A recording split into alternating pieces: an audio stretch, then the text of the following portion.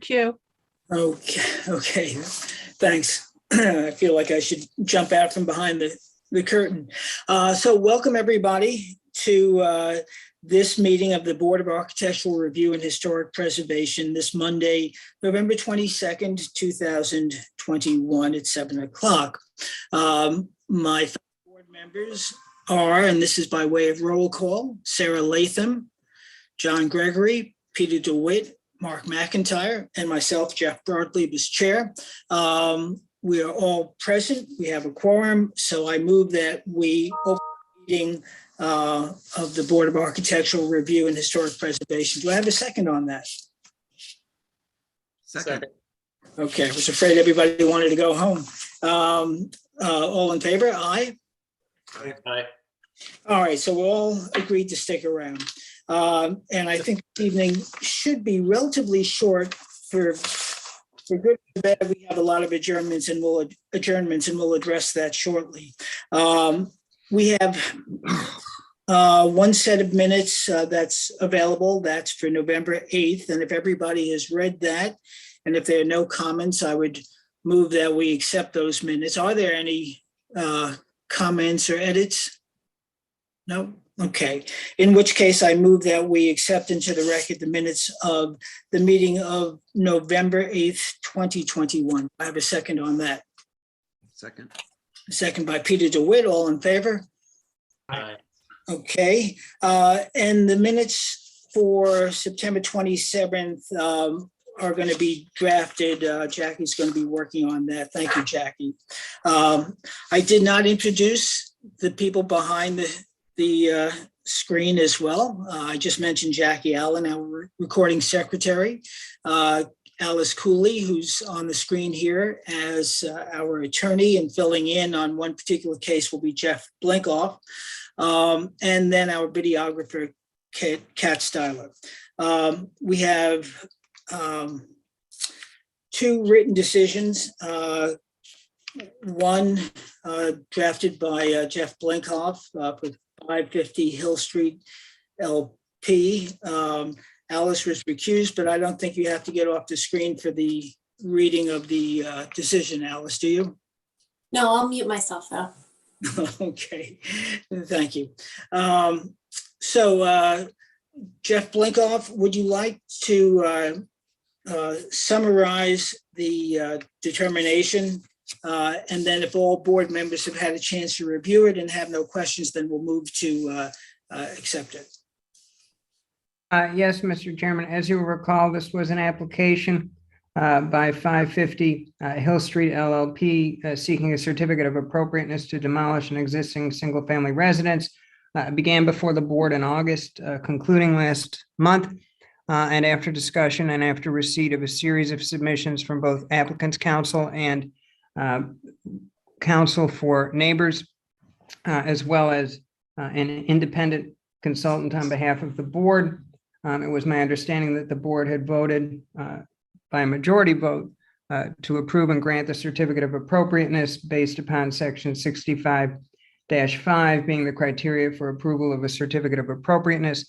And I do just want to confirm, and this, as you will recall at the end of the last meeting, I had not had the right head count of members who were present. So I just want to confirm those who were present.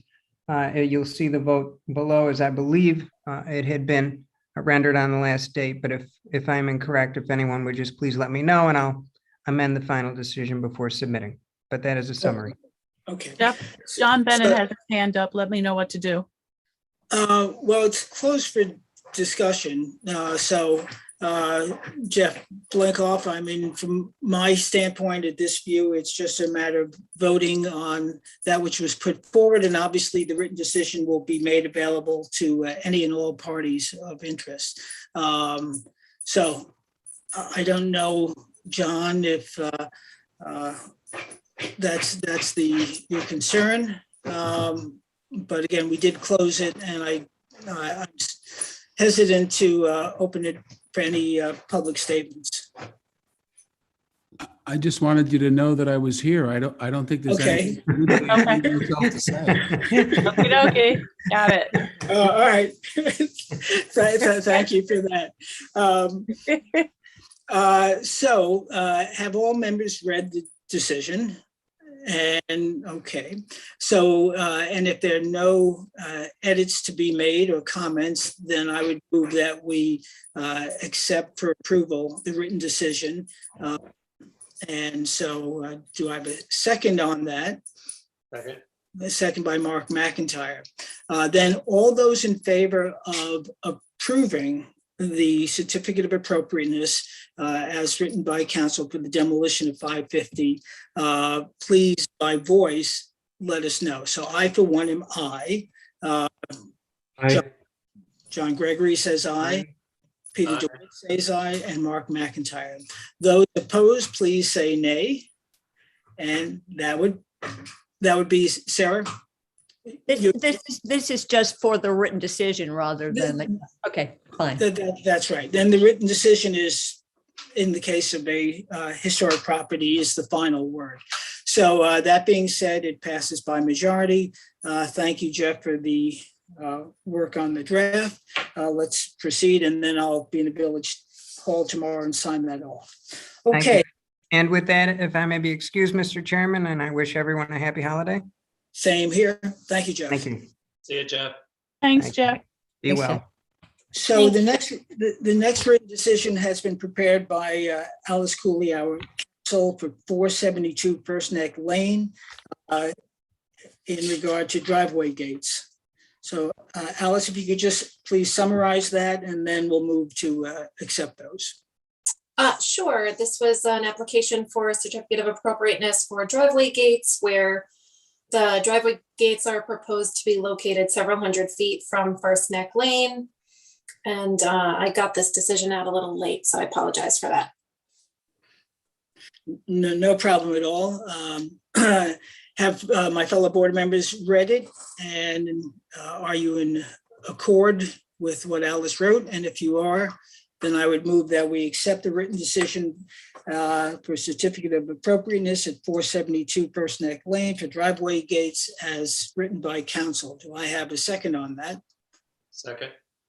Second by Mark McIntyre. All in favor, please say aye. Aye. Okay, there are no nays, so that's a unanimous voice and hand approval. So thank you, Alice, on that. We'll now proceed to public hearings historic, but before we do that, as I mentioned at the outset of the meeting, we have a fair number of resolutions. While that speeds up any particular night, it also becomes problematic as these go on. And it ultimately, it's a disservice to the public as these become stale and out of the public view. And that's contrary to the spirit of the code. So at the last meeting we discussed this, council drafted a resolution, and I'd like Alice, if you could, to either read it or summarize it. And then I'd like us to vote on it now rather than at the end of the meeting, because it may apply to some of the applications before us, if that's okay by you. That's fine by me, and I can either read or summarize. It's up to you. Why don't you read it, just so it's very brief. Okay, sure. So whereas chapter 116-31E of the Southampton Village Code states that the board shall adopt rules of procedure as it may deem necessary to the proper exercise of its responsibilities.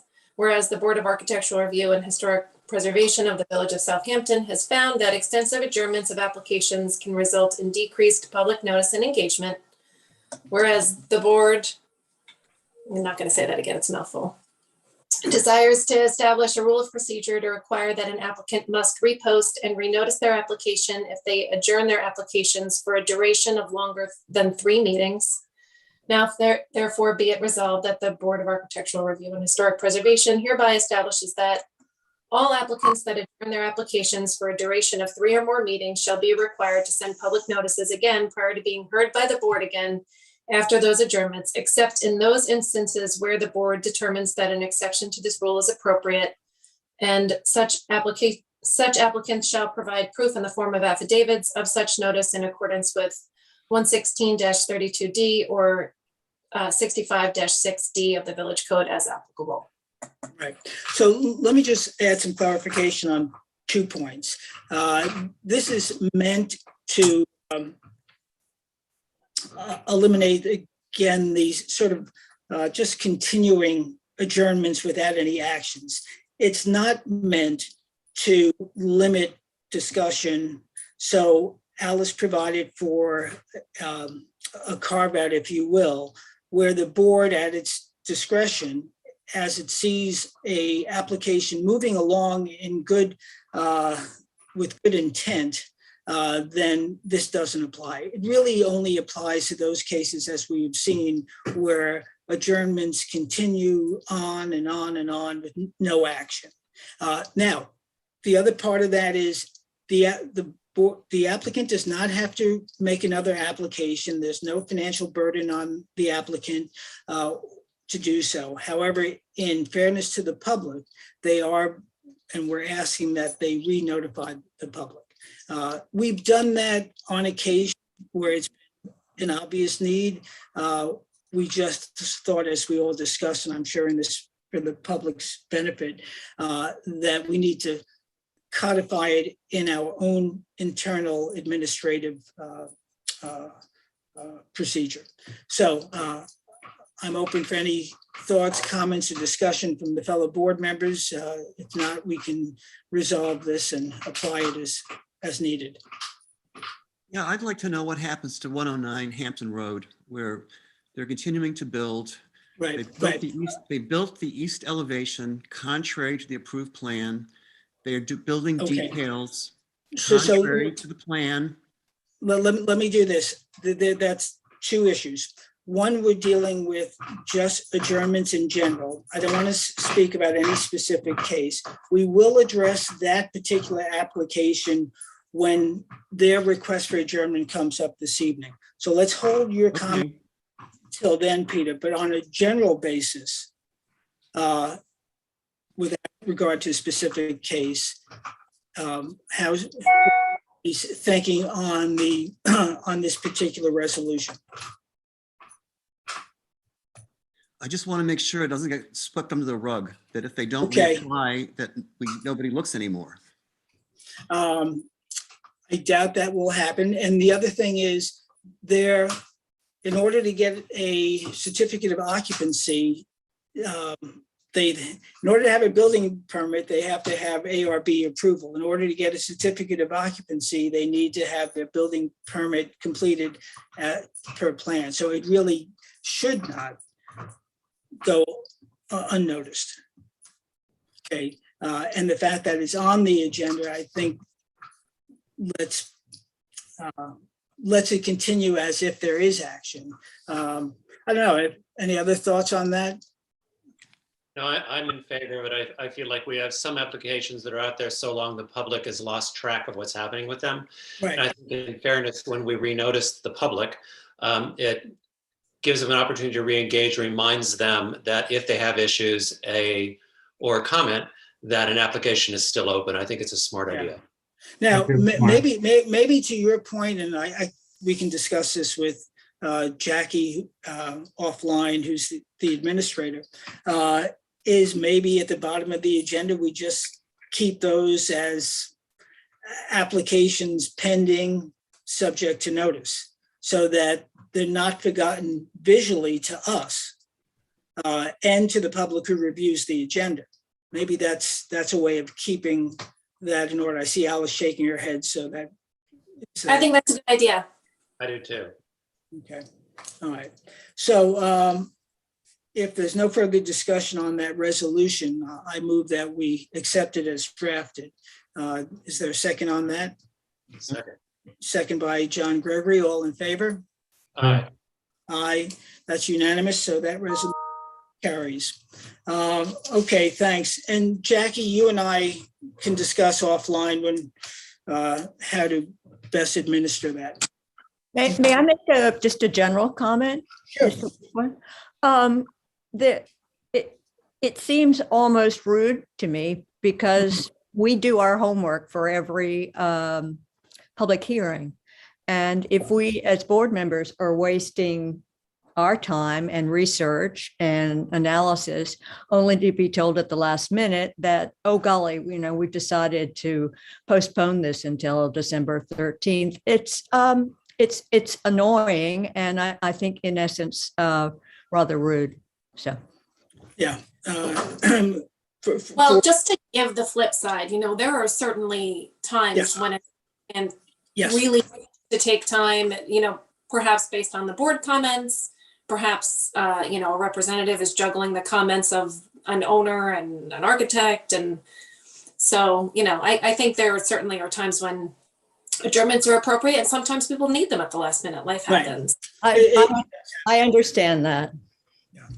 So, okay, we will try to be understanding, but I think there's also mutual respect, mutual obligation for those in the public. This board does do a lot of homework, and there's a lot of angst often associated with some of these that we carry through the week and on the weekend before an application. And we're generally prepared and fully prepared to address those when scheduled. So I understand what Sarah is saying and commenting, and Alice is right as well, as that there's situations where, look, stuff happens. I'd use a crass pejorative, but that, it happens.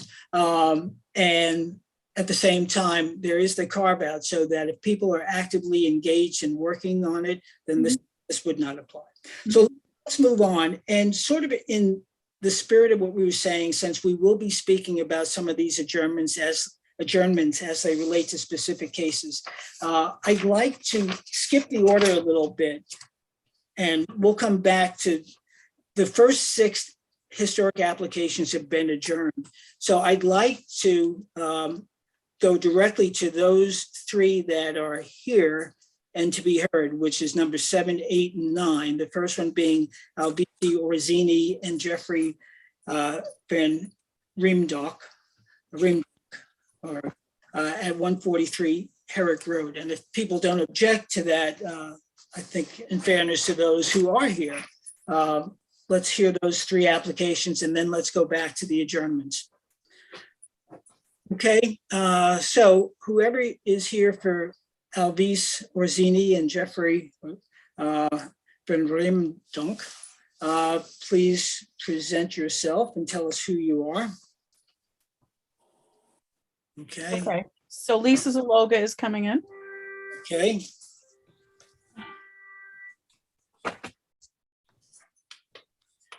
Hi, Lisa. Hi, how come I'm not visually on there? Here, I'll send you the ask to start your video if you can't find it on your whatever. Oh, There you I go. am. Okay, There you go. there I am. Am I good? Everybody ready? Yep. So although we know who you are, tell us who you are.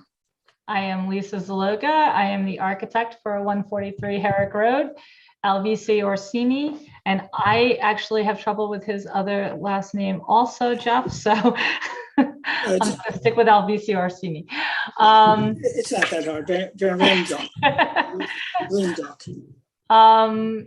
Do you want to, you're sharing your screen, do you want me to share mine, or do you want to stick with what you have up there? You can direct Kat to which slides you wish us to see.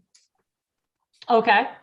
So this is the property that obviously is known as the castle, and you guys reviewed this, I believe, about a month ago. I watched the video. I was obviously not the architect at the time, but I watched the video and I listened to all the comments that you made, as did Alvise, and he was actually at the meeting. So we've made some changes. We've made, I think, rather significant changes to the property. Probably the easiest thing to do is to look at the rendering. I think, Kat, if you can pull that up. I feel like it's easier if I do it. I think, Lisa, you should do it. You're presenting. I think it's so much easier. Yeah, is it People easy? control their own It's fine movement. it's fine with me if you all are okay with it. That's how whatever you architects guys do want. it. They present their drawings. Yeah, no, it's easier for me. I don't know who changed it. That's why I was doing it. Go Oh, ahead, okay. Lisa. Okay, now I've tried to share my screen. Can you see my screen? No. And by the reason Can you see we it do now? it is Yes. There we go. Okay, now you can see it? Yes. Yes. Okay. Okay, so you can, it says 143 Herrick Road? Yes. Okay. Okay, so obviously this is extremely valuable historic piece of property, very unique and just amazing. So some of the comments that you guys came across at the last meeting had to do with the size of the addition, the fact that it didn't quite seem subservient, and that it seemed to have a major impact on the existing house. So, what we've done is basically reduce the addition at the entry as well as on the western edge of the house.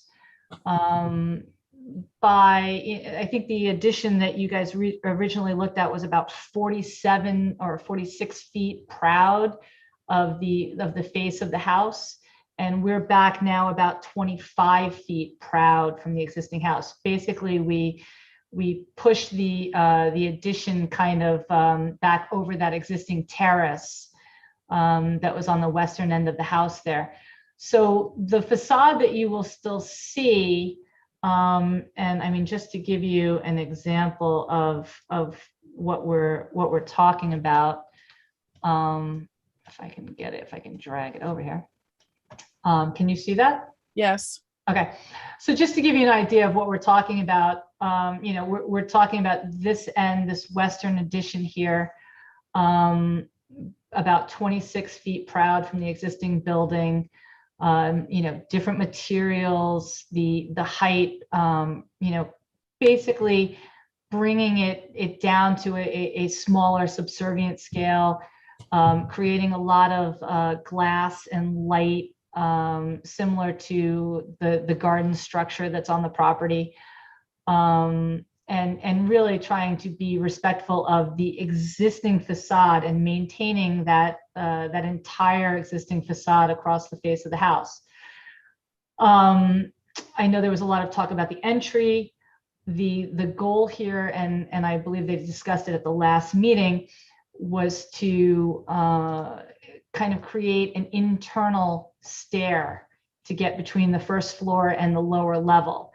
And I guess what they were originally trying to do was locate it out here in this the front area here, which made for a rather large change to the entry of the building. So we've modified that and made the stair now internal to the structure.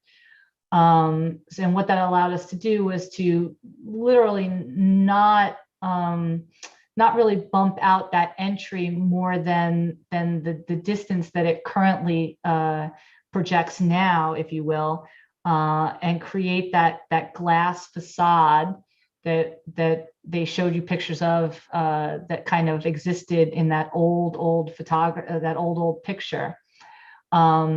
So basically, the general idea, if you wanted to get right down to the basics, is we've pushed the existing stair structure out about 3.5 feet, and created a glass porch that you can kind of see on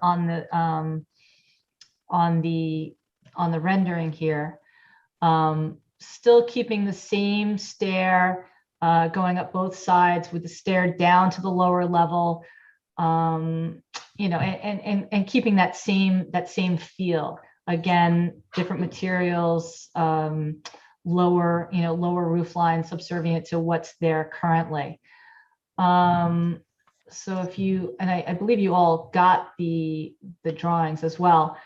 So here's what we're talking about. This addition is really just recreating that front entry stair exactly as it exists now, about 3.5 feet further out with that glass wall, and keeping this 2 stairs going up on either side with a stair going down in the middle, and having a door getting into the existing house. And that allowed us to, we created the internal stair in the footprint of the existing house.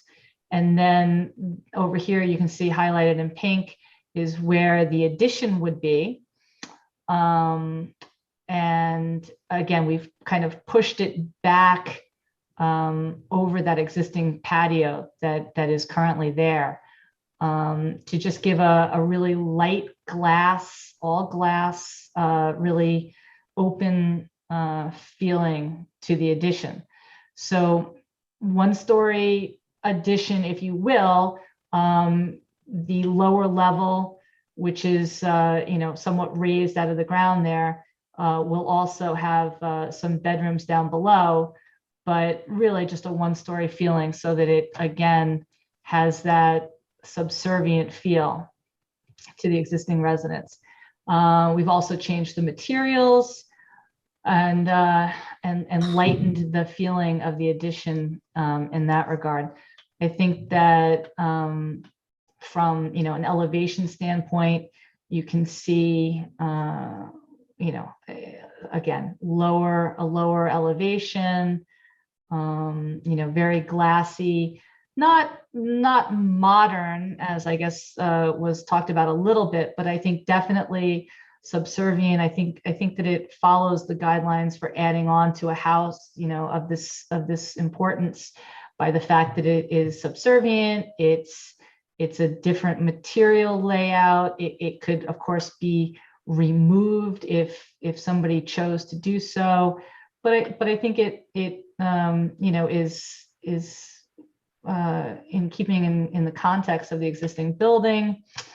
And again, we also talked about the fact that, so we have the proposed, and then we also have a rendering that we did that shows, and I can find it for you here, that basically shows from the street, if you will, this addition that we're talking about is actually relatively well hidden.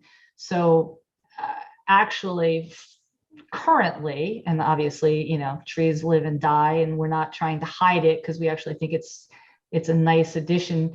But this is actually what you would see from Herrick Road, should you really want to know.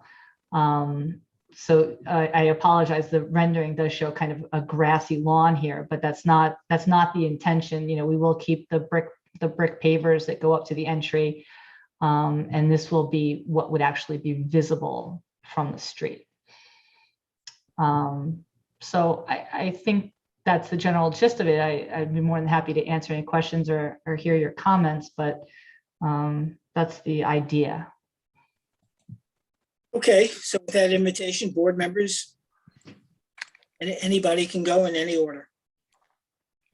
I'd like to start. I think that you've neglected to talk about the west elevation, which is where the kitchen is, and the fact that that will be impacted. And if you think in terms of standards 9 and 10 of preservation brief number 14, they have to not hurt the material. And I think the only way to not hurt that material would be to provide perhaps a glass addition, because if you ram anything against the west elevation, it's not going to be reversible. Secondly, I actually got the original blue form out and looked at it, and talking about this unique site and how it is an amazing example of not only an extant brick building, which was rare in this community, but also the fact that it has that rare capacity of being a castellated Gothic design. And in that, in the important sections, number 18, they talk about the fact that this building sits on a high brick foundation. Its central main entrance has a high stoop with 2 divided stairways, a basement entry below, and a glass enclosed porch. And I think given the fact that this is the original entry to this individual landmark, I really don't see how we can approve replicating this for the sake of 3 feet. It just goes contrary to everything that I've learned as a practicing historic preservationist. And I certainly think that this is a horrible idea. I would also like to say that I believe that by surgically excavating under the terrace, you would be able to have another bedroom without much of a problem. It's easy to excavate out here. You're not encumbered by Manhattan schist. I have to say that very carefully, or bedrock or anything. And I think that what perhaps not has been looked into is augmenting the existing bedroom spaces underneath, rather than adding an addition that comes out north and south, and I think compromises this landmark. So thank you. Others? Now, Lisa, you're showing us pictures. Right, I was just, I believe you saw the picture of the way it looked, obviously at some point when it was a vocal studio, and you can see the stairway, the entryway that Sarah's speaking about, and obviously it's different than it currently exists now. It doesn't look like it was brick back then, and obviously they didn't have codes that required handrails or anything. Now, obviously, we have, a brick, a brick area with handrails that obviously meet code. So I think it has morphed over time, and this porch that is on there would basically just be perfectly recreated. 3.5 feet further south, and use this kind of glass facade that was there at some point in this building's history.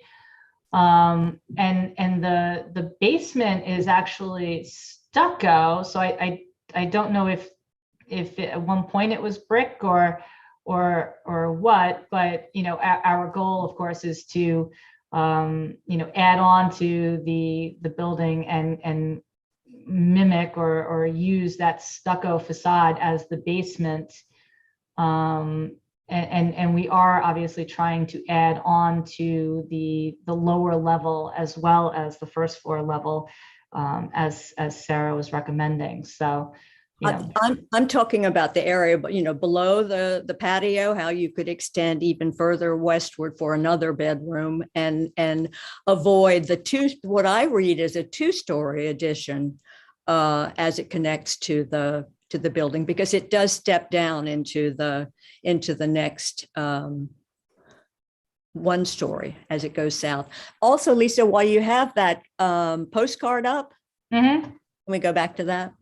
Sure, hold on. Oh. Thank you.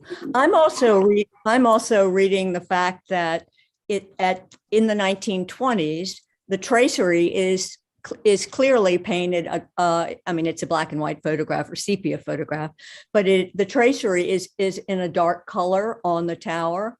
And indeed, 20 years ago, when William Sofield came before the Architectural Review Board, and I was the paid preservation consultant, he had actually done scrapes. At that point, it was white when he bought it, but when he undertook professional paint analysis, it was determined that the tracery was a brown hue. And I think that by turning that the tracery white and indeed using a whitish to gray in your new addition, what you're doing rather than being recessive is having it stick out more than perhaps it should. So thank you. I mean, you know, the gray that we chose is this color gray here. And, you know, part of that has to do with, you know, trying to make it a little lighter inside. When the exterior fenestration is painted such a dark color, it seems to kind of somehow darken the inside of the house as well. That's a 21st century concern. And I think since we're dealing with such an historic house, we should be looking to the science of color research rather than saying that a light color on your tracery should be encouraged. And we're not opposed to it being darker than this. If brown is the color that was determined, I just don't understand why all of a sudden gray seems to be the way to go. It makes no sense to me at all. And I somehow think, and Alvise can speak more to it than I can. I believe that they have done some scrapings, as you spoke of, and I think that it was I think it was white at one point. I think it's been several different colors. So I would let him speak to that. I don't have an answer for you, but again, we're not opposed to a darker color. Well, I think that what you should do is to maybe consult Bill Sofield with who can give you the information that he was able to provide. He was on various historical commissions in addition to being a renowned architect, and he showed the paint analysis. It was not a scrape; it was a true paint analysis. Yeah, I think Alvise is probably on. I think he has that information. Off the top of my head, I don't know all of the colors that this house has been, but I think it's been through a few. Excuse me, before we talk about color, there's a way to your concerns here, okay? Number one, the entrance. You're not just pulling it out 3.5 feet. You're also removing the central pier, the brick pier. That is not reversible change. Exactly. What brick pier? Wait, what do you? There's a brick pier between two doors that exists, which we've seen repeatedly. Yeah, that white piece, it's a brick pier. This here? No. Where? White pier between doors. Between the two doors that exist currently. Oh, well, we were heading back towards the. No, Lisa, listen to me. In the plan, you have you have a pair of doors in the brick wall flanking a pier, a brick pier. You are proposing to remove that pier. I'm saying, I don't think we can do that to a listed landmark. Are you talking about this piece here? Yes. You can't do that. That's not reversible. And the other thing is, I have no problem with you filling in the porch, you know, with the historically documented, multi-pane windows. But I do object to removing that pier, and I do object to changing the stairs. I mean, you wouldn't mess with the front door of a landmark. Really, you wouldn't go to Monticello and move the front door. You just wouldn't. I mean, this is one of 5 landmarks in the village, and I think we have to show it the respect it's due for the one they tore down. Okay, I understand what you're saying, but I mean, by rights, this doorway that's here is where this glass window is going to be. Yeah, but you're missing the pier. The pier is gone. Yeah. No, I understand, but I mean, to rebuild this piece of pier here. I'm not rebuilding it. Retain it. You don't rebuild it. You retain it. Oh, okay, that's fine. I mean, so that would just mean that the interior opening would get a little bit smaller into this area here. I don't think that that's a huge. I think I don't see that as a huge deal. I have to agree with interior. It becomes an interior wall, but I don't see that as a huge problem. It would just mean that this piece of wall would get a little bit longer here.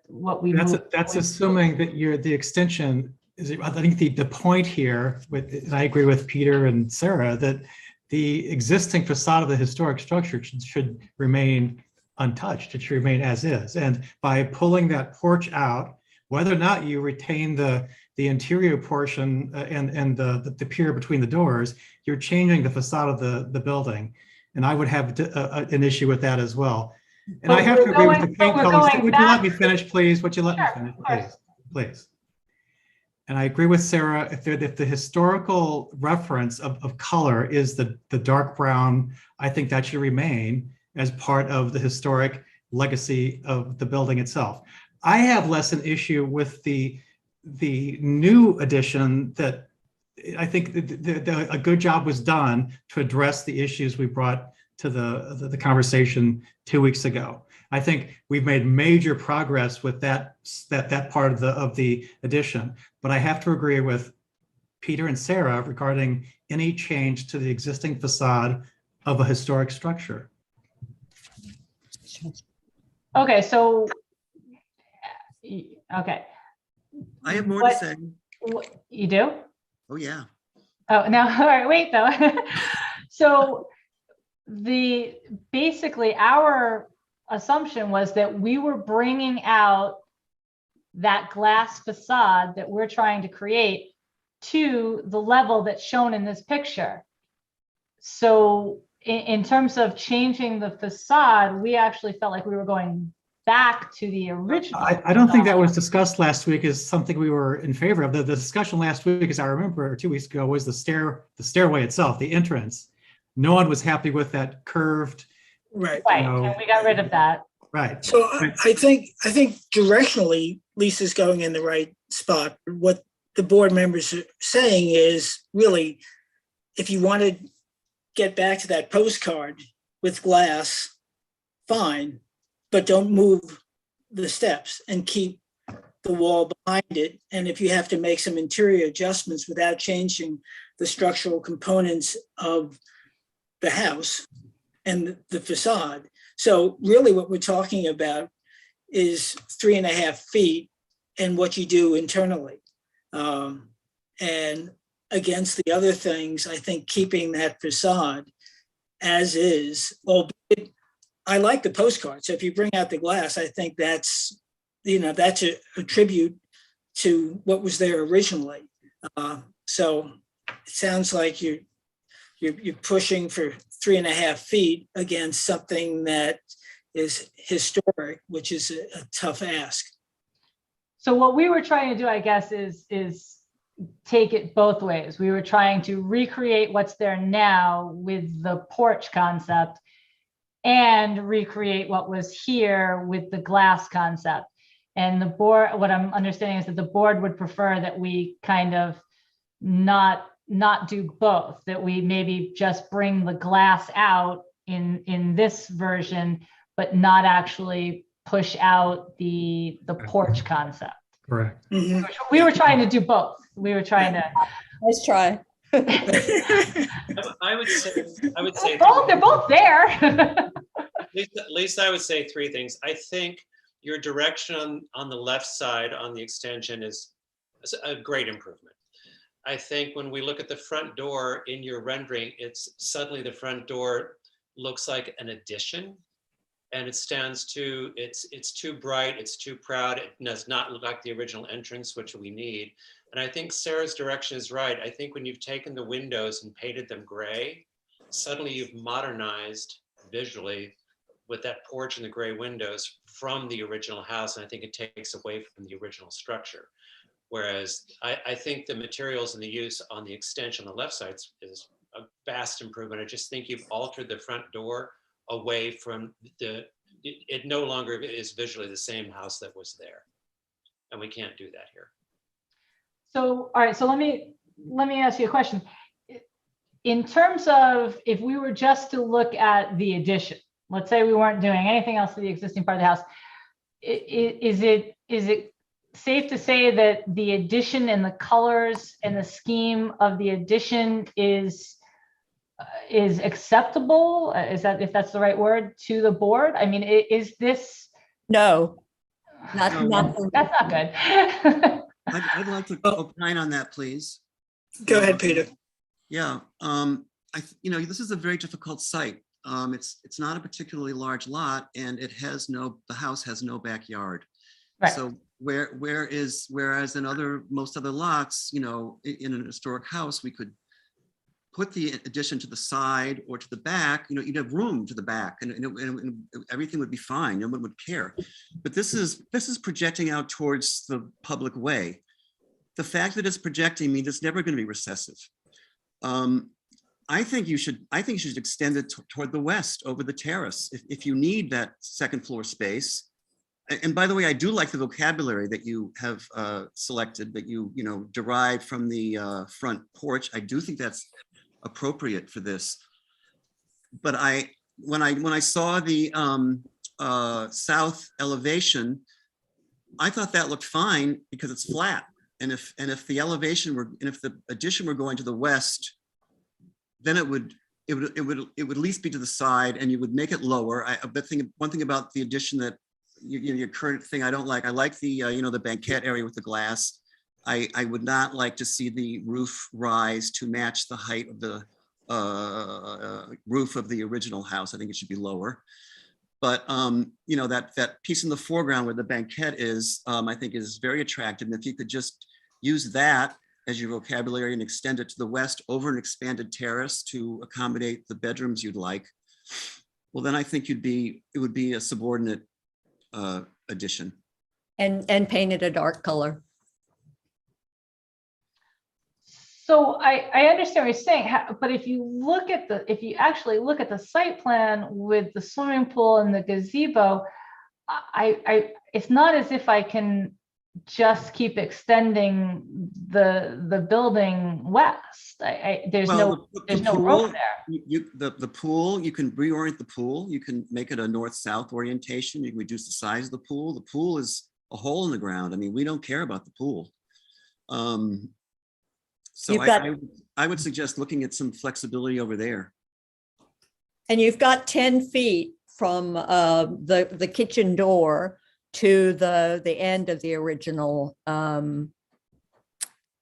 patio area that's enclosed with brick. You can go below, you can have another below grade bedroom, which is part of your program, and the banquette. I mean, actually, the requirements are pretty minimal.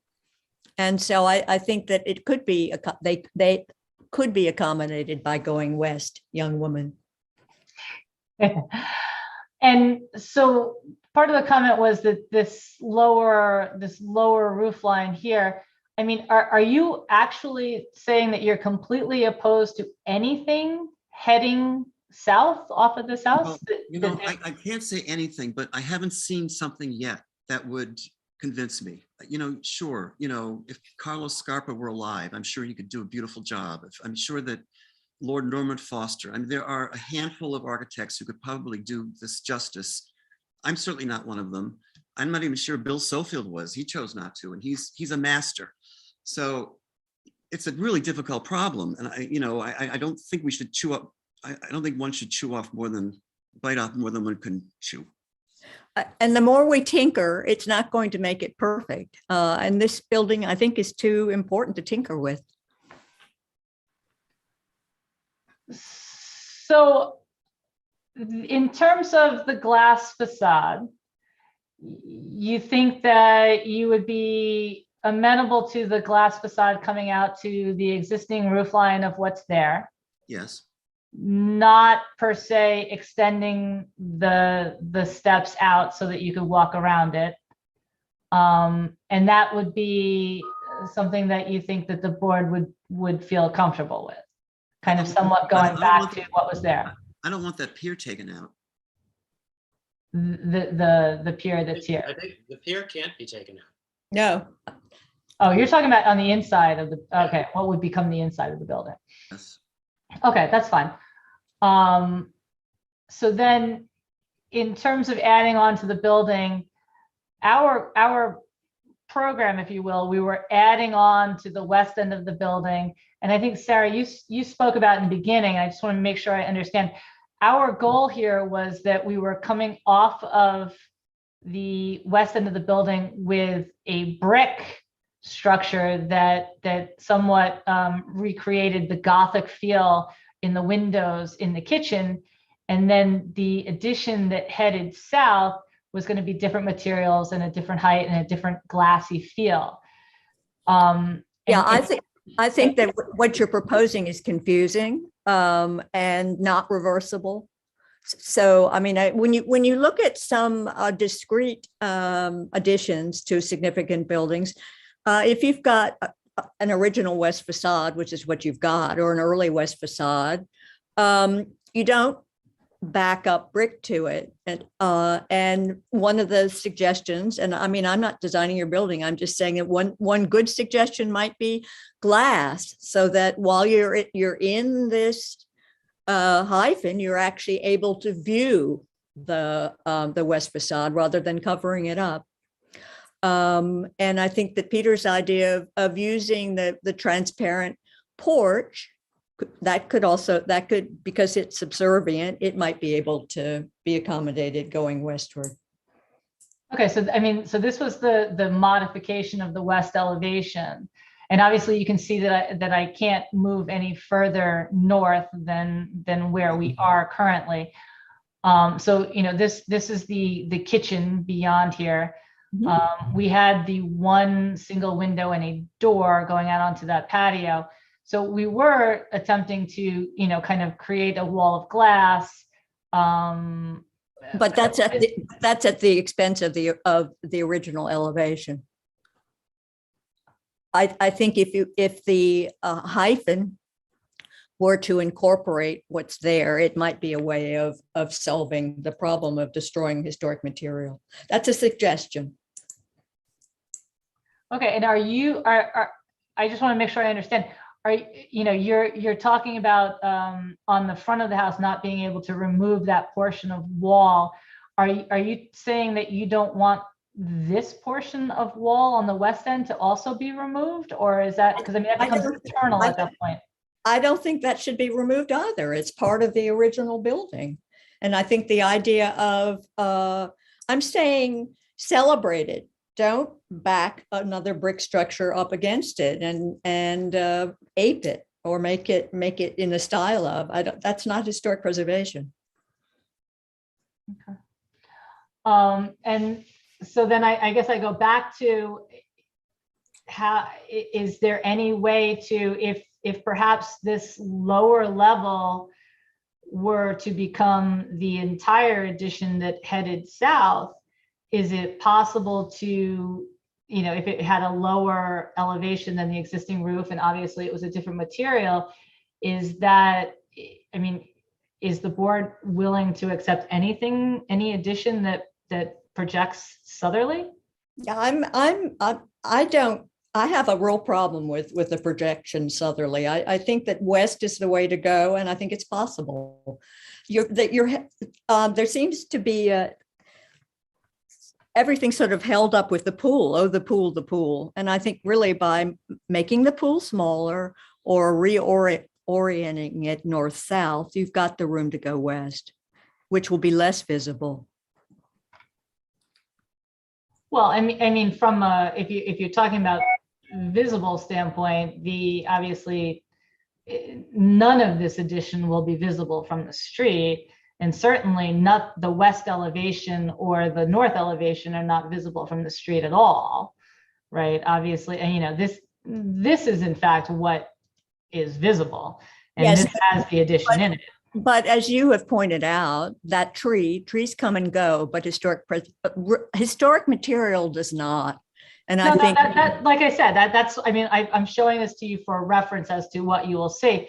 But regardless of whether this tree doesn't, the west elevation will never be seen from anywhere, of course, right? I don't think we should be having a discussion over an extension, and its merit is the fact that you can hide it with a tree. That was not my intention with showing you the photograph. I just wanted you to understand what it would look like. But I just want to understand, I mean, you know, obviously the only real place to add on to this house currently is right here. So, you know, obviously we shortened it down 50% of what was originally proposed. I just want to find out, you know, adding a little structure here is one thing, being able to come out somewhat, even if it was just with a lower roof glass structure, kind of similar to what's shown as the front here, if that is something that the board would be amenable to. I think it's worth consideration. Any way you look at it, the extension is going to be visible, right? Whether it's to the west or to the south, right? I think it's just a matter to what degree. And if there's a way to move further west as far as you possibly can, given the pool's current location, perhaps that allows you to pull back the southerly part of the house, the addition, to a much shallower type of depth to the current house. I mean, I think that there are other options, but I think that the look and feel of what you've added, I think it's moving in the right direction. Obviously, it's different from the existing house, but complementary. But it can be reversed. I just think if there's a way to just like I said, push it as far west as you possibly can. I mean, if you want to keep the pool where it is, and see what that can do to your design possibilities. Right. So for this, we're not going to design, nor is it our function to design the building here. As Peter said, it's an interesting and puzzling problem. That's sort of redundant. But there's also been a lot of food for thought. So I think, Lisa, what I would recommend at this point is to take all that's been said this evening, share it with Albise. I know he's committed to historic preservation. He shared that with us the last time. There are options, some easier than others, some more aesthetically better than others, some more historically sound than others. It's a bit of a three-way, four-way puzzle that you're trying to solve. But we're not going to solve it right here. I would suggest that take this all into consideration, chat with your client, and then let's reconvene in a couple of weeks. Okay. I just, out of curiosity, the board is talking about kind of extending it further west. To me, it seems like obviously we put the notch of our addition at the end of the brick existing building.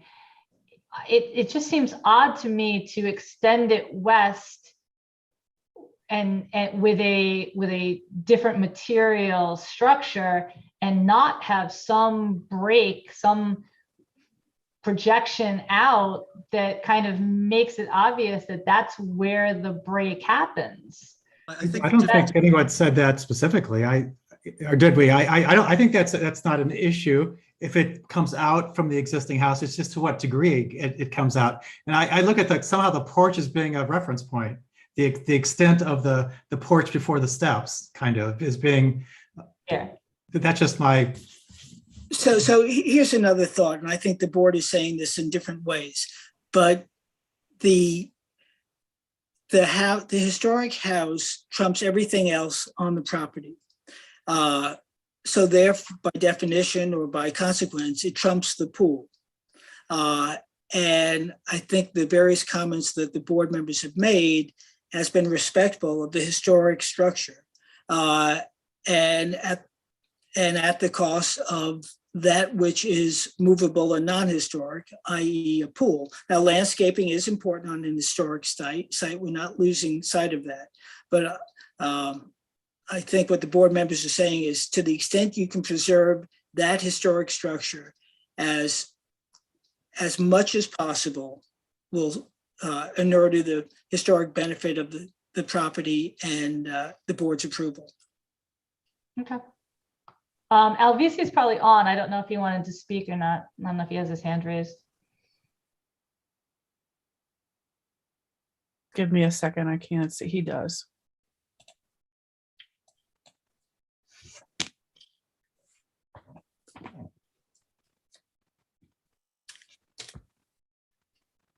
Okay, he should be coming in momentarily.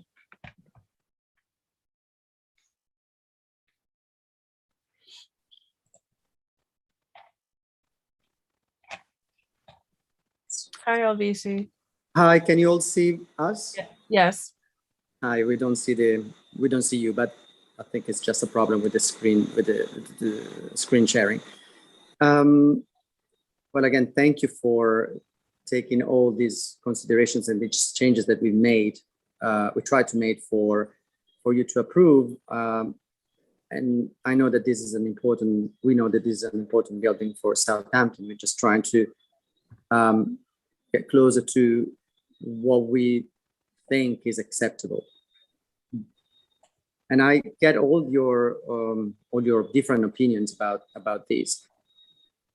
To me, at the moment, it's not just what to do and where to do, but it's actually to understand what we received from the ZBA and the survey and the city of Southampton, the village of Southampton, where we could build. What we received as documents were pretty clear that we could only build on that particular parcel, on that particular area of the garden. And that's why we have built out that way, because that is the area that we were told that we could only build out to.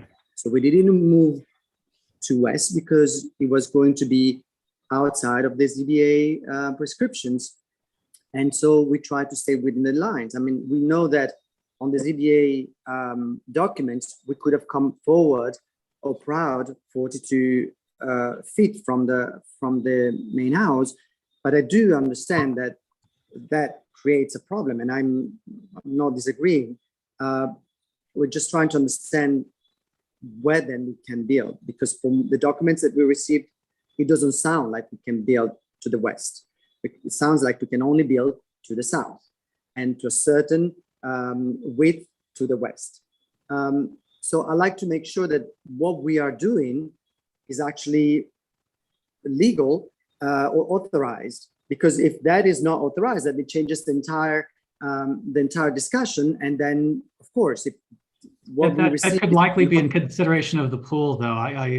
It's assuming that would remain as is. That's probably where the ZBA guidelines used as a reference point, right? Yes, but nobody. I think what Alvise might be referring to is the fact that I still have my screen up. I don't know if you guys can still see it. On a piece of property, you have a front yard, a rear yard, and side yards. And when you have a corner lot, you have 2 front yards. And then your rear yard is across from your shortest front yard. So in this case, your front yard would be the Little Plains Road, and your rear yard would be the western part of the property. And I was just trying to see if it gave me somewhere the size of the property. The size of that property is like 120. So I think a little bit is being lost in the language. And so, Lisa, you're very familiar with the purview and authority of the ZBA versus the ARB. So, and Alvise, an overstatement and a misuse in terms of the language to say the ZBA says you can only build in that spot. And I think what John was saying is that they may have made that statement or a statement like that based on where the pool currently is. But the pool is movable. The structure isn't. The house is historic. The pool is not. So I think that's what you're hearing from the board. And I know from your statements that you have a deep concern for history. You mentioned your origins, I think, in Venice. And so, some of the same things apply here. And that's the priorities: the house, the historic nature of the house, and The gazebo too. And the gazebo, yes. The gazebo is important. Right. But what he's referring to is the fact that his property would have, a rear yard setback for the residents that would come to somewhere in this There's plenty general of room. vicinity. If the north side of the property is the side lot line, you only have to have a side yard setback, which you're a new kitchen is. Correct, correct.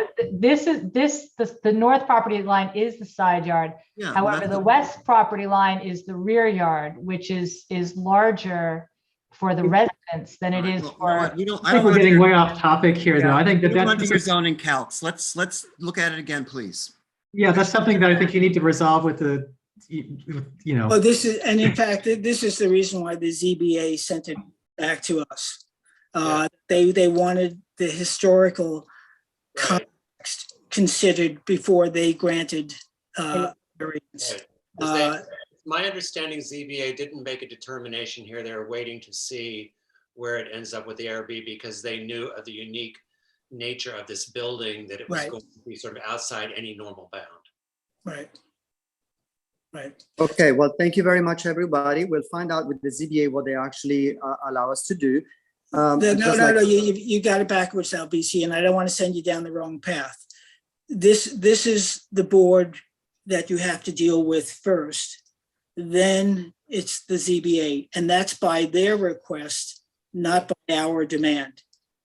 No, I know, I understand. I just need to know where I can build.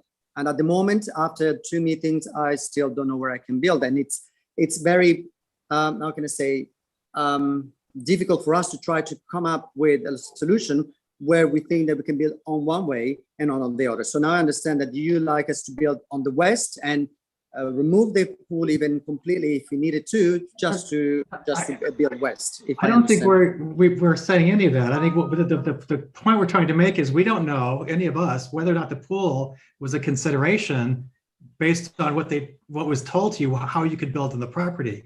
That aside from the setbacks and so forth, given you're on a corner lot, that needs to be determined first so that you can design what you can design on the property. But if their commentary was based on the pool staying as is, that could have had an impact on your buildable area. That's all I'm saying. You've got a very experienced architect in Lee, so she can provide you lots of guidance.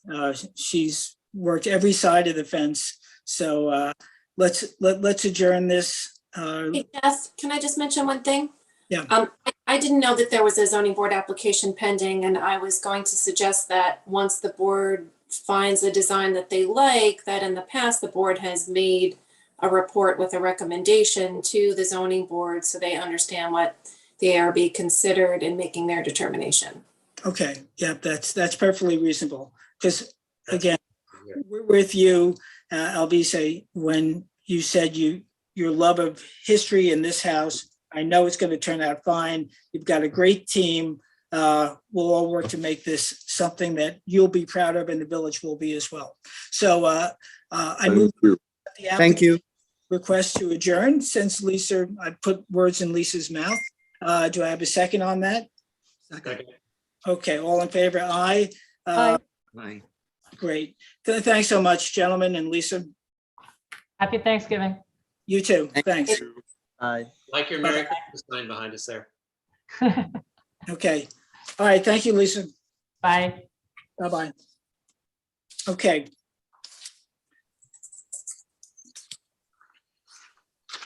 Jackie, if you can summarize that all in minutes, God bless you. Thank you. So the next one we'll hear then before we go back to the adjournments is 252 First Neck Lane LLC to demo a garage and to construct a new accessory building. Okay. It's 252 First Neck. And in comes Oliver Cope. Jeff, this is a new application. I have the affidavits of posting and noticing, and they're in order. Great. Thank you, Alice. You're welcome. Oliver, again, you're a familiar face, but please tell us who you are and who you represent. Okay. So I'm Oliver Cope. I'm here to represent 252 First Neck LLC with another And you- component of the project. Okay, and you're the architect of record, Yes, and you're based in New York City. Okay, that's correct. okay. And Kat, if I could do the same thing and share my screen, it might make this go a little more smoothly. I would be amenable to that as long Yeah. as that's okay with the board. So let me tell you why we use our Dropbox and screen so that there's no confusion between what's presented and what we sign off on. You know, we can double check it. Alice, do you have a feeling one or the other? As long as we're sure it's consistent. Another reason we collect it is because not everyone shares their screen, so. Right. Okay. So go ahead, Oliver. All right, let me try this because it just think I could be efficient if we do this. We have faith, Oliver. Okay. Of course, all right, you see that all right? Yeah. All right, so this is the site plan. It's property that you've seen before. It's a 1890s house that we're doing quite a lot of work on, but I think it will be closer in many respects to the original than it has been in some time. We've been to you for a new garage that's at the northeast corner that's labeled on the site plan here as new garage. Our proposed pool house is the location and scale of what is an existing two-car garage. And then we've got a pergola that's appended to it, this L shape, and a pool terrace area that we're working with Ed Hollander on. This is the aerial photo, and in the middle of all these numbers here is the location of the pool house. This is the pool house, or well, current garage, but it's the location of where we propose the pool house to be.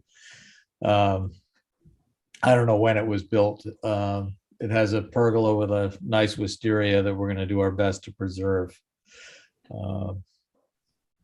These are, I assume you can still see as I scroll through. Yes. So here are perspectives of the pergola, which is sort of supportive of the pool area.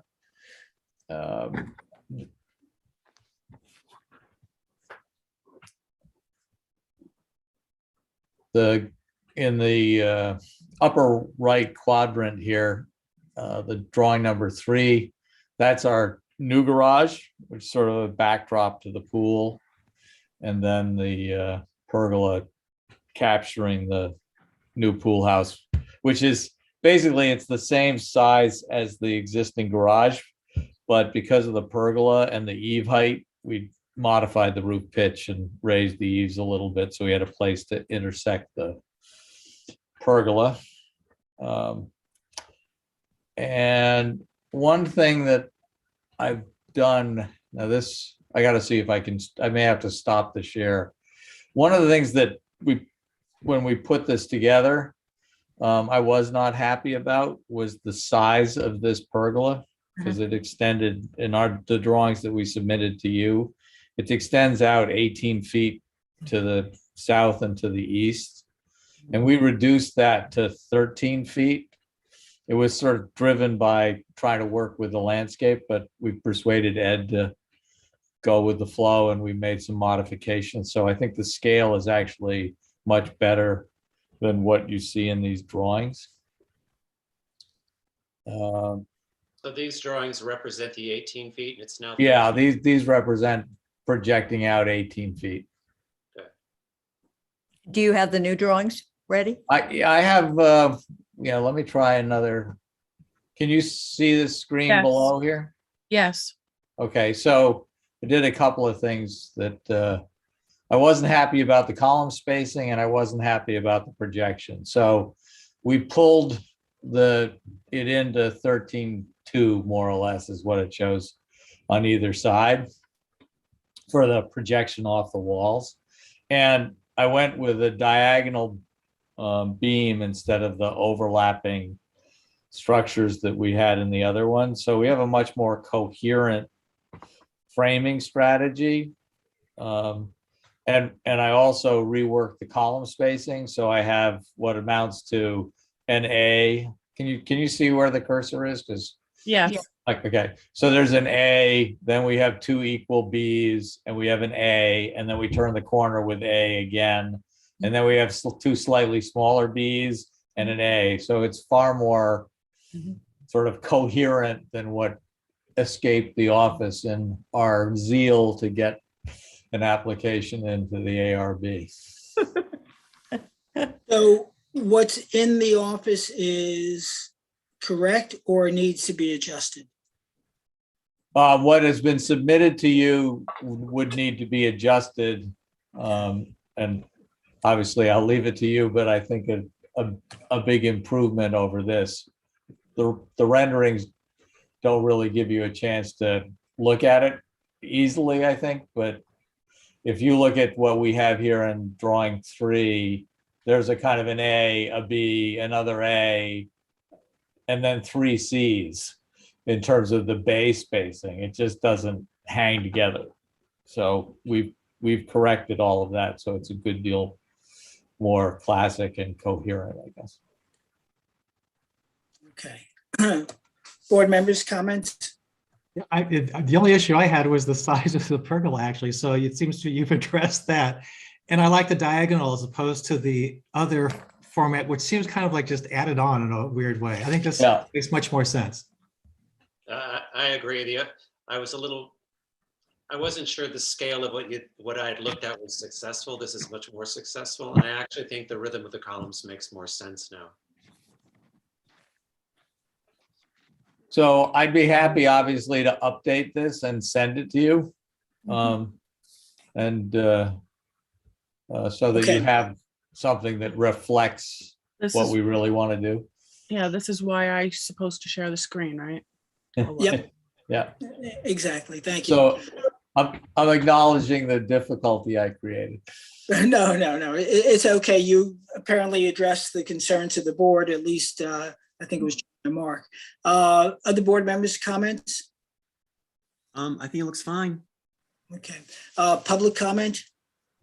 I have to stop sharing to see it. I apologize. Oh, no. Okay.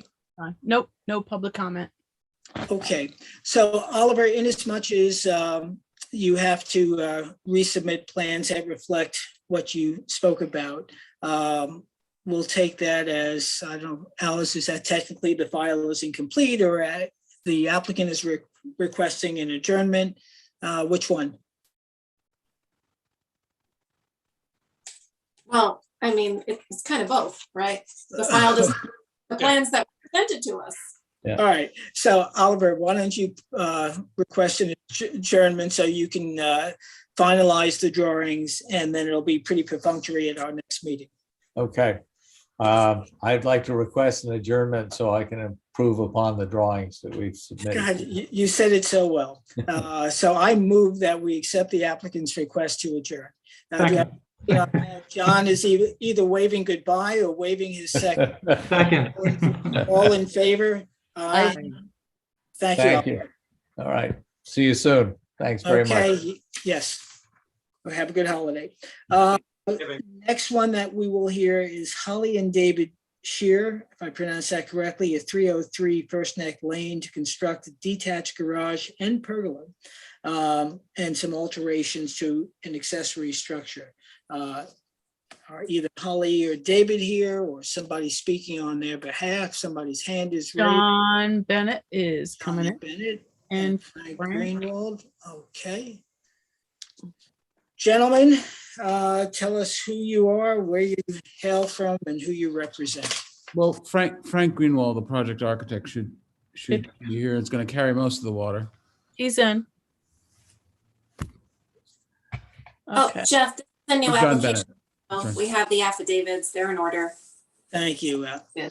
Alice. And yeah, so let's let Kat steer the, you steer the ship, but she'll be in the engine room since John has used water as a reference, and I know he's a sailor. So, okay, take us through what you want us to see, John and Frank. Frank, you got to unmute yourself. Are you there? Yep, should I start? I'll start. Yeah, did you, please do. did you introduce yourself?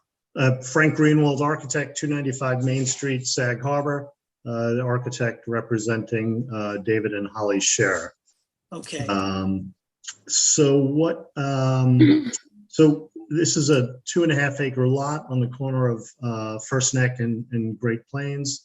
There's a sort of very beautiful old historic house in the front of the property. And then in the back of the property, you'll see, if you go to slide number 4, or image number 4, there is this is the main house.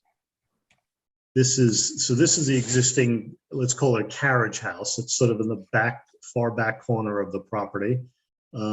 It's a pre-existing non-conforming structure. It has an apartment above on the second floor and sort of a legal accessory use on the ground floor, pool house, et cetera, bathrooms. There's a 1-car garage, as you can see on the right. And our proposal, and maybe we can go to the site plan in our drawings. Okay, one moment. Let's Or see. the survey. It should be a separate survey. Is it in here? Nope. No. Let's try this set. So many things were sent. Can you see this? We're still seeing the photographs. Okay, let me stop sharing, go to it then.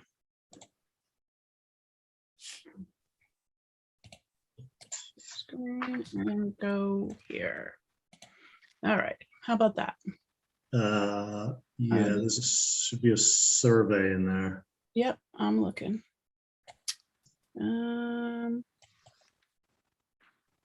Love it, maybe? Nope. I'm not seeing a survey, sir. Can I share? Maybe the changed facade or the changed elevation on the, that's the proposed garage. Yeah, I'm trying to go through all the pictures because I don't see a survey in here, so I'm just showing you that I don't see one in this. Yeah, it was filed, sorry. Yeah, there is one in there. Getting there. Yeah, there's one in our packet, but I think it's maybe a separate file. It may be in a separate file from the architectural drawings. What, you want to just talk about the change to the elevation to the combined? Yeah, so Did you have it up, right? So yeah, so let's start there. So the existing carriage house, which I'm going to call it the carriage house, you can see these are the existing elevations of the carriage house. What we're proposing, if you can go to the, I'm sorry, I don't know the sheet number. If you can go to the proposed elevations. If you were looking for the survey of an overhead view of the plot plan, Yes. that's Kat, that's file that just has a number like I think 1067. Okay. Yeah, it's in the extreme Northwest. yeah, west, Okay. southwest corner of the property. I found We it. definitely got that digital file. Yeah, we have it. It's numbered. It's file 1067. Yes, I have it. I just got to get back to you guys. Sorry, No, it's fine. There I'm we go. sorry. It's a lot of it. There we There go. we go. There we go. Perfect. Thank you. Thank you. Yep. That's helpful. Okay, so you can see the property. You see the existing 2.5-story house, so closer to First Neck, and then all the way up in the upper left-hand corner is this carriage house. It's just 3 feet off the north property line and then about 30 feet off the west property line. So what we're proposing to do is maintain that existing structure, although it needs foundation work. We'll pick it up, redo the foundation, et cetera. But basically keep that existing structure, replicate all the trim exactly, change windows and doors. And we're proposing to build a covered open porch on the bottom portion of it, the south portion where it says proposed covered porch. We're proposing to build a 1-story garage just to the right of that. There's an existing driveway that goes down that north property line into the back, which would remain. And then we're proposing to remove the existing pool, build a new pool slightly to the east of the existing pool. You can sort of see the existing pool dotted in there. Build a new pool, build a new terrace and a pergola. And so now if we sort of have a little bit of our bearings there, if we can go back to the architectural drawings. Or By the way, this stuff is all very much ensconced behind the main house and truly in the corner of the property. It's there by reason of a pretty substantial pre-existing non-conforming setback, but nevertheless, it does serve to sort of disappear those improvements away from the street. Yeah. So, yeah, so again, so that's the let's call it the front facade of the carriage house. And if we can go to the drawings. mhm.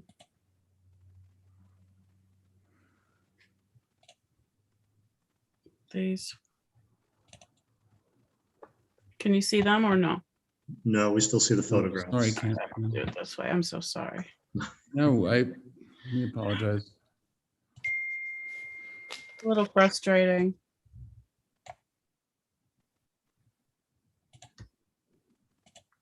All right, so I need these right here. Why is it not going to it? Okay, can you see that? We see the photograph. Right. Isn't that what do you want? The drawings, the architectural drawings. Oh, my bad. That would make sense. Okay. Maybe you can give her the page number.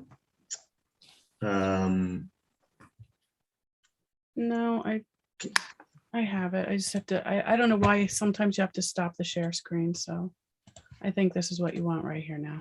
Yes, perfect. Yeah. So if we can just go, I think up one drawing to the front facade. Sure. Yes.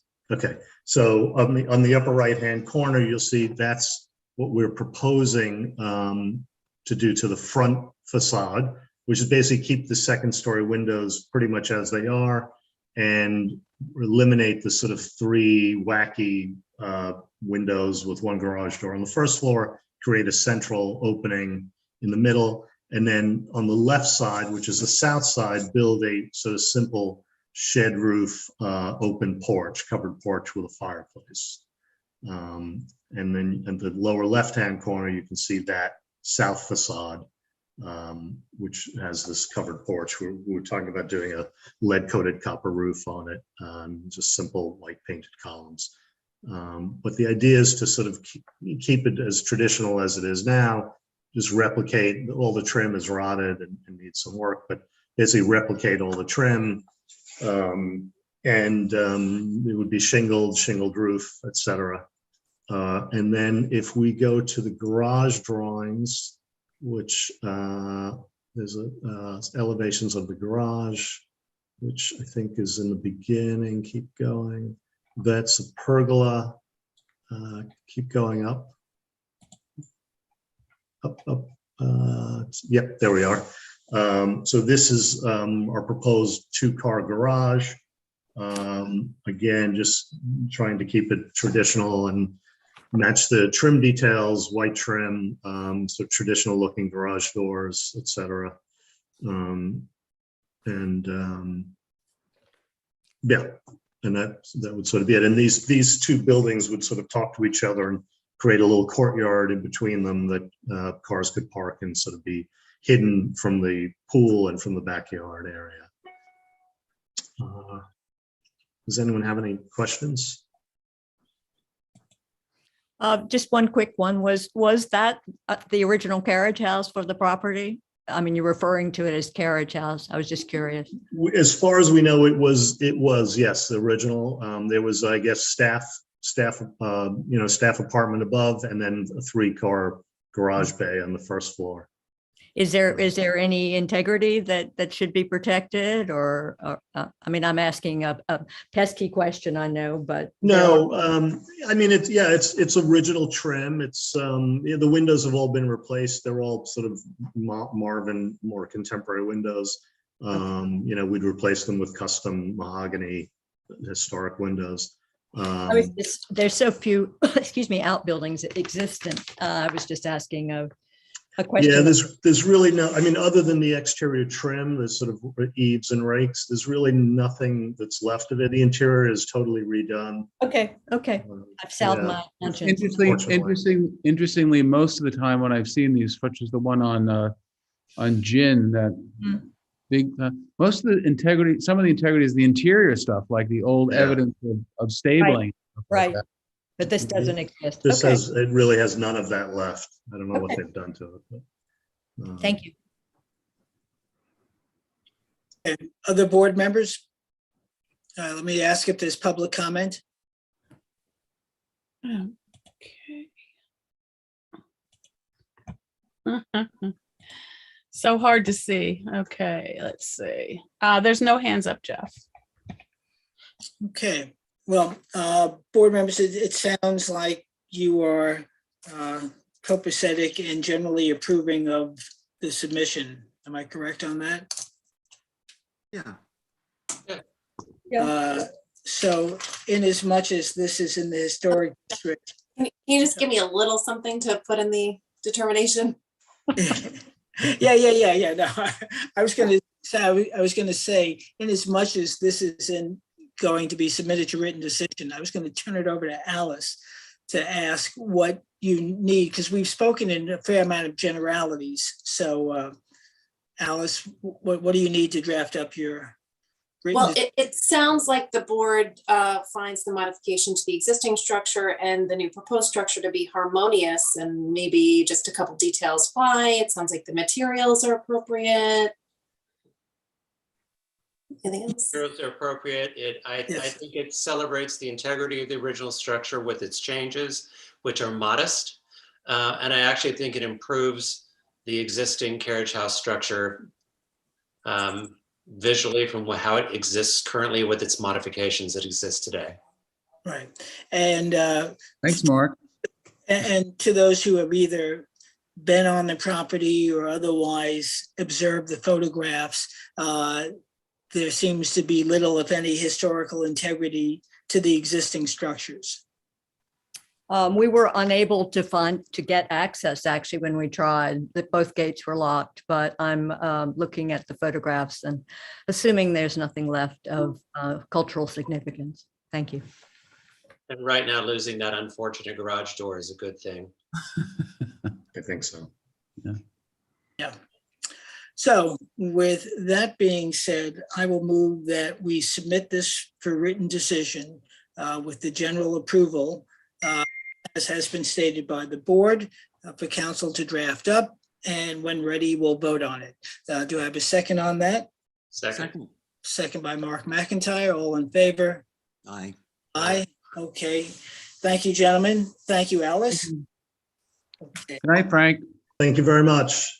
Right, Have a Frank. good holiday. Thanks. Now we're going to go back to the adjournments. And at the beginning, at the outset of the meeting, we passed a resolution to codify, if you will, administrative procedure for stale adjournments. And so I'd like to go through each of the adjournments, these 6 or 7, these 6, because in some cases it may be applicable, in other cases not. So the first application is that of, and by the way, trust subtrust A and B. Now they have requested an adjournment to December 13th. That is an adjournment that was requested and granted at our meeting on October 12th. So therefore, I think we should honor that adjournment because it would be going backwards to ask them to resubmit notification. If, however, they adjourn on December 13th, then I think it's totally appropriate for we to ask for additional notification. And Alice, I'm not sure how we phrase that in a motion, but I'm sure I can come up with some words. But does that make sense to you, Alice? Yes, but I actually thought that we already voted that this application needed to be renoticed. I think we did. Thank you for refreshing my memory. That's my recollection, because this is one of the ones that prompted us to have this discussion. Yeah. Yeah, So, it's been adjourned for a really long time. right. So you know what? So I will double check with Jackie. There's plenty of time between now and December 15th, 13th. I don't know. Okay. John, I still see you on the screen, so I don't know if you represent them or not. No, this is Tony No. Pascal. I have the next one. Okay. All right. So, all right. So Jackie, when we're together, we should just, so let's request so on this one, I move that we continue the request of the applicant to adjourn to December 13th. Again, with notification and posting prior to that meeting as is required. Okay, so do I have a second on that? And Jackie, you can put it in words that are more succinct than what I just said. Do I? Second from Peter. All in favor? Aye. Alice, was that? That was good. Great. Okay. So on Oris Bliss, this too was a request to adjourn to December 13th.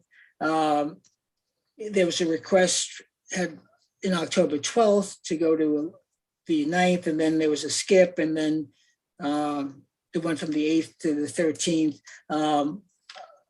I know, and John is present, that the applicant is fully intends to be here. We did grant this on the 8th to the 13th. So I think it would be a reversal to ask for reposting at this point. But Thank you. you hear, I assume they're going to honor that 13th. Yes, I'll be there. We'll have co-counsel and a historic expert. I'm already reviewing their report, Okay. so we're ready to go on the 13th. And again, I thank the board for their patience. Thank Okay. you. We'll be here. So I move that we accept the applicant's request to adjourn to the 13th. Do I have a second on that? Second. Thank you. Second by Peter, all in favor? Aye, opposed? Okay, so, okay, that's unanimous on that. We'll see you on the 13th. Okay, thank you. Beechwood Latch. John, are we all done with you? I've got the next to the last one. All right, just So shut for your a camera while. off for a minute. Just shut your camera off. Oh, sorry. Okay. No, that's okay. Okay. So Beechwood Latch, which is 109 Hill Street. And this has been adjourned on the 12th, October 12th to the, I can't even read to the 25th, and then the 25th to the 8th, and then the 8th to now the 13th. I think this is one in which a reposting and notice should apply. It's been 3 consecutive requests for adjournment. Alice, does that seem appropriate to you? Yes. Okay. So I move that we accept conditionally the applicant's request to adjourn to 13th with the provision that they renotice and repost within the 10 days as required prior to the meeting. Do I have a second on that? Second. Okay, that's second by Peter. All in favor? Aye. Aye. Okay. Now we come to B. Jeff? Yes. I'm sorry if I may interrupt. I just want to get some clarification. Now, do they have to renotice for the December 13th meeting, or should Yes. they adjourn one additional time? No, would they not have enough time if they get? Not to get it in the newspaper if it needs to be re-advertised in the newspaper.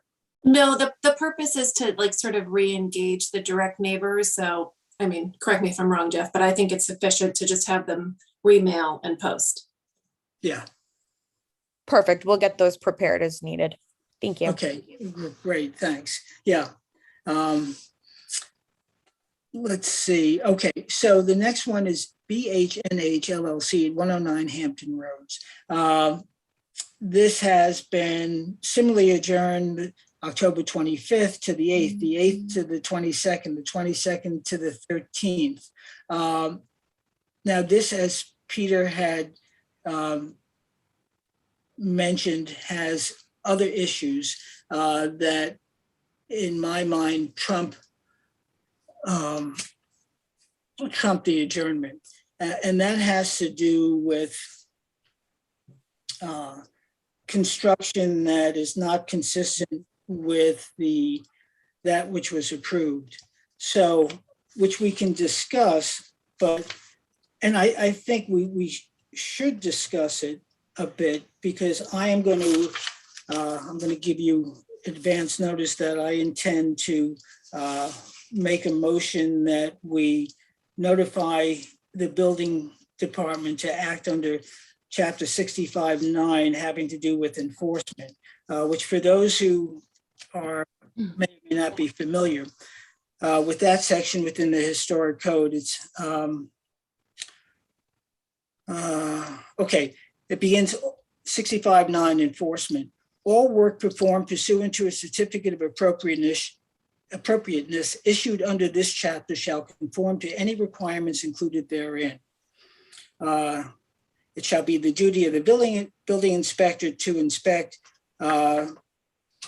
periodically to assure such compliance. In the event that he finds that it's not being performed, or, and this is where it pertains to us, or upon notification of such fact by the Board of Architectural Review and Historic Preservation and personal verification, the building inspector shall immediately issue a stop work order, which shall remain in effect until work is in compliance. No work shall be undertaken on the property as long as a stop work order is in effect. So, so we have the right, the obligation to notify the building department to issue or request that they issue a stop work order.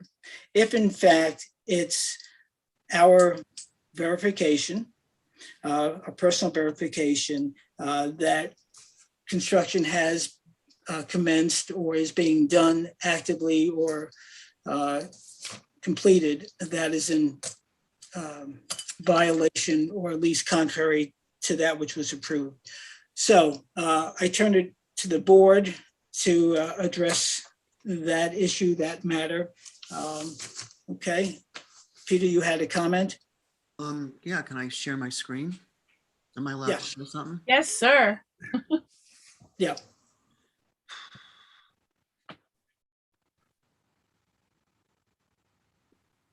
Is that up? Yes, it is. Okay, so this is at the top is the construction photograph of the east elevation. At the bottom is a copy of the approved plan. The difference is the approved plan had 4 windows spaced as shown, and the built elevation has 3 windows. There were originally 3. We approved a 4th. They built 3, but in a different configuration from where the original 3 existed. On a detail level, the way the Yankee gutter is improperly built, the way the rake meets the cornice, the eave, there's a break. You can see the original, there's an arrow pointing at that break. Below that is an original photograph, historic photograph of how that detail should have been reconstructed. And again, on the upper left is a picture of the drawing with the eave detail correctly drawn. So these 2 things I think are very clear. In addition, I've noticed, I remember a site visit with John Grew. He presented a board of original moldings, a variety. There must have been, I don't know, 8 or 9 of them. It appears from what I've seen that they're just using 1 bed molding for whether it's the porch molding, which was clearly from historic photographs, a nose and cove, and it is not that now. to the, they're using, they're just railroad the same bed molding throughout, whether it's on the porch, the rake, the eave, wherever. And I don't think that's accurate. Okay. Peter, were there other photographs from the, this would be the north, well, it's the south elevation showing the eaves? Yeah, there are other historic photographs. I blew these up so you could see them. Right, okay. Okay. And I did not include a close-up of the porch, but if maybe someone else has one on hand. But it also appears that over the front door, there at this time there's one molding, but the historic photograph showed a pair of stacked moldings. So that's also something that should be verified. Peter, which picture are you seeing on your screen? I'm seeing the eave picture. Do you not see that? We're seeing the, Yes, we're we're seeing seeing the one with the windows. Oh, sorry. Okay, and then I have to share That's screen what again. I'm that's why I sorry. was asking. Yeah, I of think course, you're yeah. referring to a different photograph we're not seeing. I'm sorry. It's okay. Is There that we it go, now? there you go. I'm sorry. So there, the arrow is pointing to the gap that shouldn't be there. That's never done historically. Indeed, it was not there originally, as you can see from the photograph immediately below, nor was it intended to be there, as you can see from the drawing, the approved drawing on the upper left corner. Right.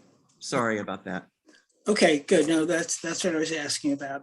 Okay, other board members, any comments? Okay. So I'm going to move that the board, under the provisions outlined in chapter 65-9, requests that the building inspector issue a stop work order. Again, per the chapter 65-9, to address the issues that were noted here. But I guess that's, I don't have to put that in the motion, do I, Alice? The specifics? And others, probably. No, I think that's sufficient. And Well, Peter, because I know there was the issue about the windows and what was preserved versus. Oh, well, that's another issue as well. I mean, I didn't even address that. Sarah, you talk about that. Well, it was the understanding and in the written determination that the windows, the original windows were to be retained. And when we actually went to on site, it was determined that out of the 9, there were maybe 2.5. And there was a lot of discussion about conservation and energy and all of that. And that was beside the point and besides what we had agreed upon. Also, Mark and I discovered when we were on site that the whole original porch was to be retained and repaired. And we found bits of it on the ground. And what we see is not only inaccurate, but it's not the original material. It is not the original porch. And at least the pitch, the way it intersects the facade was corrected, but we shouldn't really be in the position of finding bits of historic material considered to be random and therefore not necessary. Is the building department aware of all of these supposed issues, or are we just assuming they? No, some of them were, because Sarah and I actually called the building inspector who came over that day to correct the pitch issue. Because they had taken the boards down, they were literally on the ground and they were changing the pitch over the porch because they decided they wanted the porch to clear the window, which it does not do. So that was corrected. And I think one of the things I'd like to see is, it is my understanding that most of the drawings have been redrawn by a different set of people from what was originally presented. I don't think that they're now working from the drawings that were presented to us originally. Okay. Well, I don't think that they can really cry ignorance on the window locations, in that the first meeting that John Grew showed up, Yeah. he showed the placement of those windows. All right. So I don't think ignorance is entirely. All right. So We say definitively, the house is still under construction, but how do we know the intent of the final product? I mean, that's my only question here. We're assuming a lot in this We- conversation. We've assumed too much is the problem. So a couple of things, as I would imagine the process, and I ask Alice. So we're requesting the building inspector to issue a stop work order. We are doing such because we feel there's been a violation. And subsequent to that, there's also a chapter 6511 that outlines penalties. We're probably not at that point yet, but they could be subject to that. And those are penalties that for each violation, and the violations are daily, while the small separately, they can accumulate to be significant. So the stop order work, the request to stop work order, I'm sure will engender a conversation between the building department and the board, me, as well as probably among the board, the building inspector, and the applicant. I don't know whether that takes place at the building inspector's office or whether it takes place at the next meeting, because the second motion that I'll put forward is that they repost if we accept this adjournment.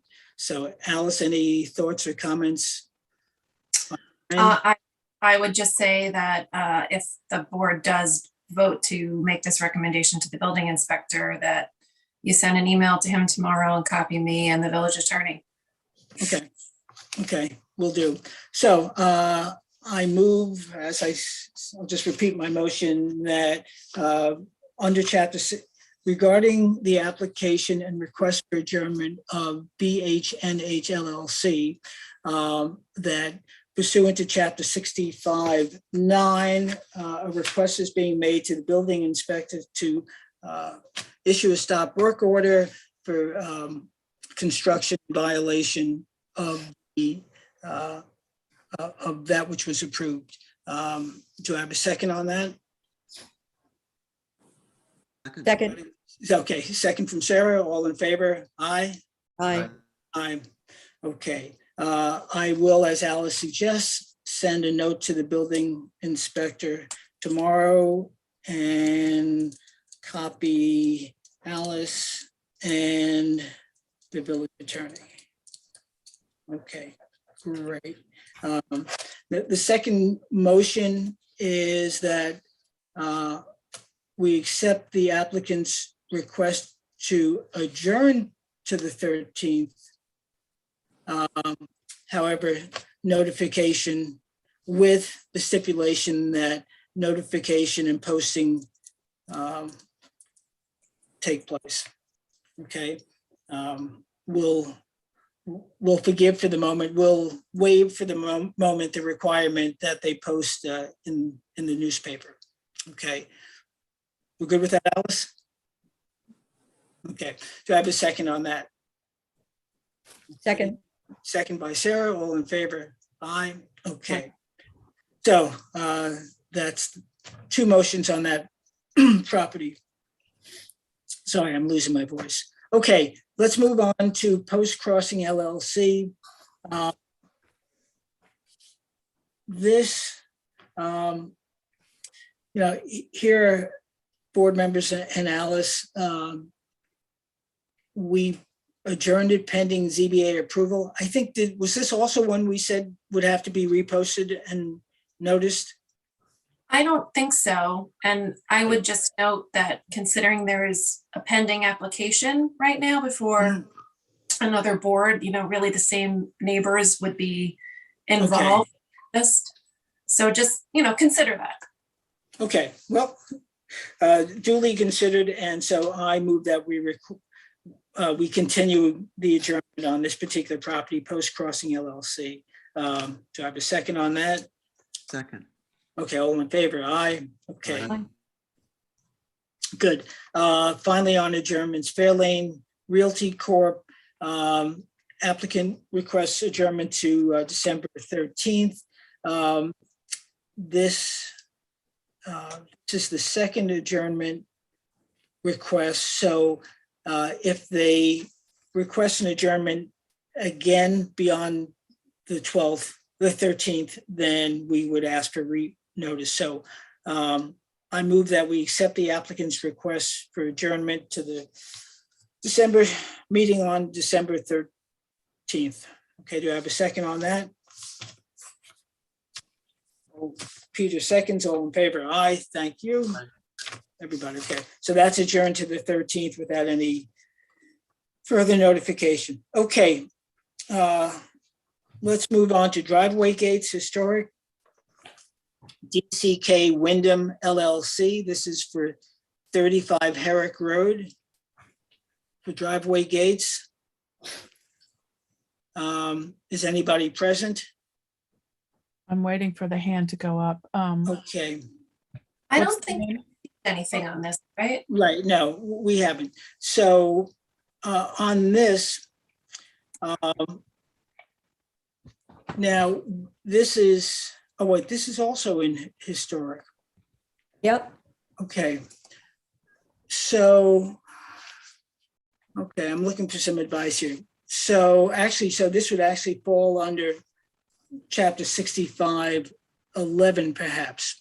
So what we have here is a situation where driveway gates have been erected without approval, and these are solid gates, which I think we've indicated to the contractor at one point that they would not be approved in their current state, but regardless of that, they exist as unapproved gates, and there's a provision in the chapter 6511 for penalties for offenses, and this would fall into those chapters in the subsections A and B. So I would, and this is a question, Alice, I was thinking of motioning a request that we make a request to the building inspector to initiate actions under 6511 unless they come to us with a redesign. I'm not sure how to phrase that exactly. You can. Okay. I think they've not appeared before the board in a while, so I guess that is a little troubling, right? They made their application. Yeah. Yeah. So, okay. John, I saw your hand moving. I don't know whether you were clicking your pen or just trying to get my attention. You're muted. You're on mute, which is probably fine. I'm Okay. just clicking. Okay.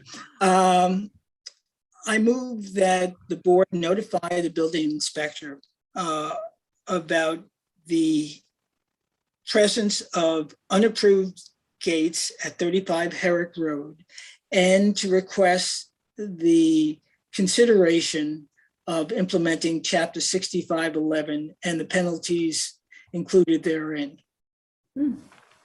Second, Do I have a second on that? second, Second by Sarah. All in favor? Aye. Aye. Okay, I guess I've given myself another email to write. Okay. Can I ask a question about another gate that I know has never been approved and that is installed? Alice, maybe, It's on no agenda. It just happens to be true. what do you say? Or should Peter submit that to the building and to me and the building inspector for him to look at? I think just tell Tin and then, Okay. hopefully you can do a little Okay. research. Okay, Okay. thank you. Okay. All right. Thank you, board members. All right. So now let's go into public hearings, non-historic.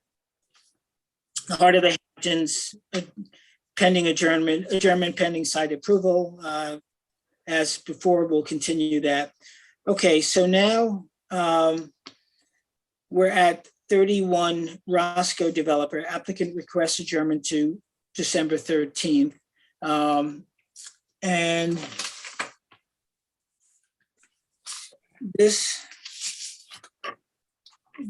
is work still going on there? well, here's the situation here. This is non-historic, And the relevant chapter would be, of the code would be 116-35, violation of board approvals. Any violation of the approvals established by the Board of Architectural Review and Historic Preservation shall be deemed a violation of this chapter, punishable under the provisions of 1640 of this chapter. 1640 outlines or then references another chapter, I think Article 2, Chapter 1, or Article 1, Chapter 2 in the village code that probably gets to the specifics of what those violations are. I would simply, unless Alice tells me otherwise, make a motion that we request, I guess we would request of the building inspector to initiate that. A stop work order? Well, it doesn't see, whereas in the historic code, it was specific about issuing a stop work order. This is speaks of violations and penalties. So I thought work order had been issued on this property. It should have been, because it's contrary to what was approved. Yeah. And the only way to really hit somebody in their pocketbook is a stop work order. it might have been, and Jackie, you may know the answer to that, whether it was or not. You know, and generally, if the violator is working with the building department and the board with a resubmission, a stop work order is either not issued or not enforced. And I may be using the wrong word, and I'm not looking to throw anybody under the bus or anything like that. But, you know, there's a practicality. If somebody does something in violation, and if it's a matter of omission more than commission, and they're working with the board to correct it, then, you know, I think the building department has to have the wherewithal and leeway to exercise its good judgment. In this situation where the applicant was direct when he came before us and said it was an act of commission, which he rationalized, you know, he's knowingly violated it. So one, Jackie, do you know if a stop work order was issued on 31 Roscoe? There has not been. It has not been. So Okay. We requested that weeks, months ago. I mean, a long time ago, didn't we? We've talked about it. It hasn't happened. I would suggest that the board vote to notify the building inspector that the determination was not followed. And then, you know, it's really for the building inspector to decide what he's going to do with that information. Okay. So I would move then, if by the way, you folks are in accord with that? Okay. So I move that the board notify the building inspector that the board has determined that the applicant at 31 Roscoe Drive is in violation of board approvals per chapter 116-35. Do I have a second on that? Peter, all in favor? Okay, great. Okay. Is there some responsibility from the building department to report back to us with some determination of what they've done or not? It's not in the code, but, you know, otherwise we're just like, you know, it's a wish and a prayer, you know. We have a good working relationship with the building department. And so the last thing we saw on this is that they were postponing or asking for an adjournment pending a FOIL request for the meeting notes of an August date. And our meeting notes are public from an August date. Jackie, do you know, did we get a FOIL request for that, or is this just another excuse for postponement? Mr. McIntyre, I'll be honest, that's something that if we have received would be on Derek's desk. I have not processed one. yeah, so what happened on that is the minutes were approved and just did not make it to the website. So the building department is getting those minutes to Attorney Kelly, I believe her name is. And so she should have everything now. But that's not reason to No, I just wanted. prolong the situation, and the request for a stop work order is independent of their actions. No, I get that. Okay, so I think we moved and voted on that, correct? Right, so, okay. So let's move on then to more constructive matters. And thank you for the folks who've been waiting in the wings. Southampton Shopping Center LLC, 111 Main Street for exterior alterations. Okay, Sean Leonard is coming in, Jeff.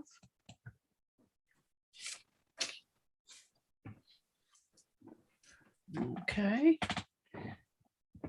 Hi, Sean. Just unmute and start your camera. If you can't find it, I'll send you the link. There you are. Hello. Hello.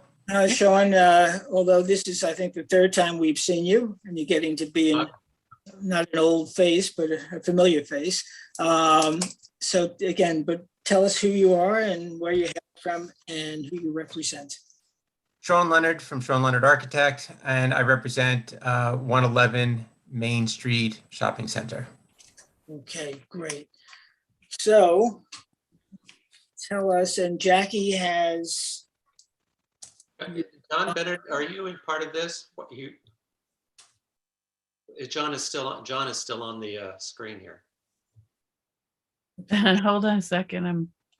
I don't think so. He is still on the screen. I'll get him out. Okay. The public can't see him, but he's gone now. Okay. Okay. All right, Sean, the floor is yours. Okay.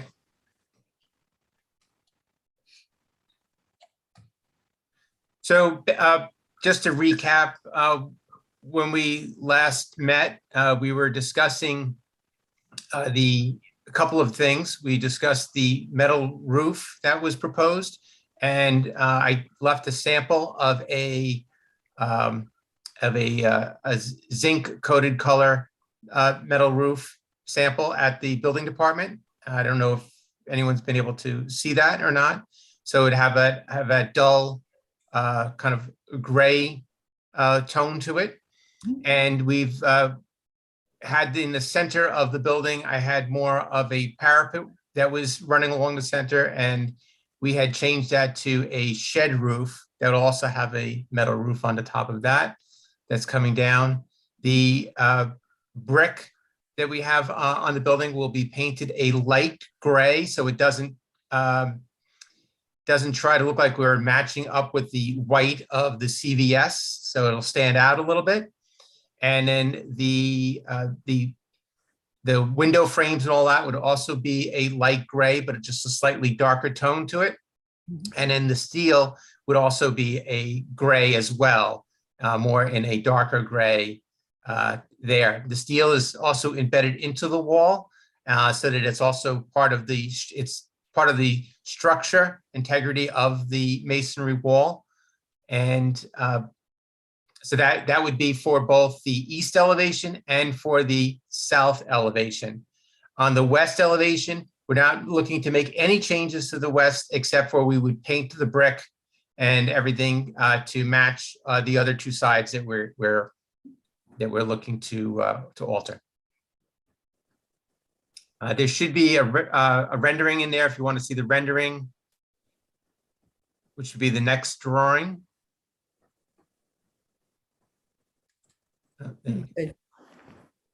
And again, I do apologize. I can't seem to get the sheen off of the roof on the rendering, so it would not have a shiny reflection to it.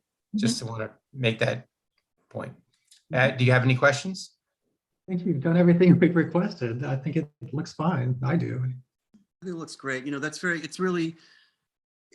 really very clever, really. You know, it's not a great looking building, and you've transformed it with very few moves, and I commend you. Thank you. Kat, Kat, can you show me picture 5? There we are. This seems to still look like that sort of white color. Is this more representative of the gray? No, this is not representative of the gray. It was just the way that the rendering had kind of toned itself out. Unfortunately, if you look at the other rendering ahead of, right? You see that gray there? That's that's the gray that we're, and I left a sample for the board as well. Yes, you did. Thank you. I think you did everything we asked. Much improved. Thank you. Yeah. Very nice. I'm just looking at the drawings, and unless it's in a spot that I don't see readily, have you specified the colors and the actual materials? Yes. In fact, when the samples that I left, I also left you a telling you that what the colors are, the actual color samples, and the color I read brick. One also talks about the dormer, and then the last talks about the steel. Okay, so within the building department, when I look at the folder tomorrow, I'll see a hard copy of a material spec list. Yes. Okay, good. Okay, as long as that's consistent, then we're good. Any public comment? No, sir, no hands are up. Okay, Alice, we good? Okay, so I move that we accept the application of Southampton Shopping Center LLC, 111 Main Street, the exterior alterations as presented this evening. Okay, I don't think I have to go into the specifications. No. Second by Mark McIntyre. All in favor? Aye. Aye. Thank you, and thank you, Sean. Thank you, and have a happy Thanksgiving to all of you. You too. Okay.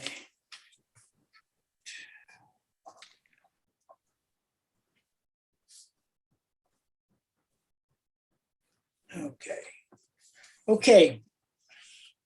Next is Shre, SHRE LLC at 161 Downs Path for two-story single-family dwelling and attached garage and pool house. Here comes Craig Schwabe.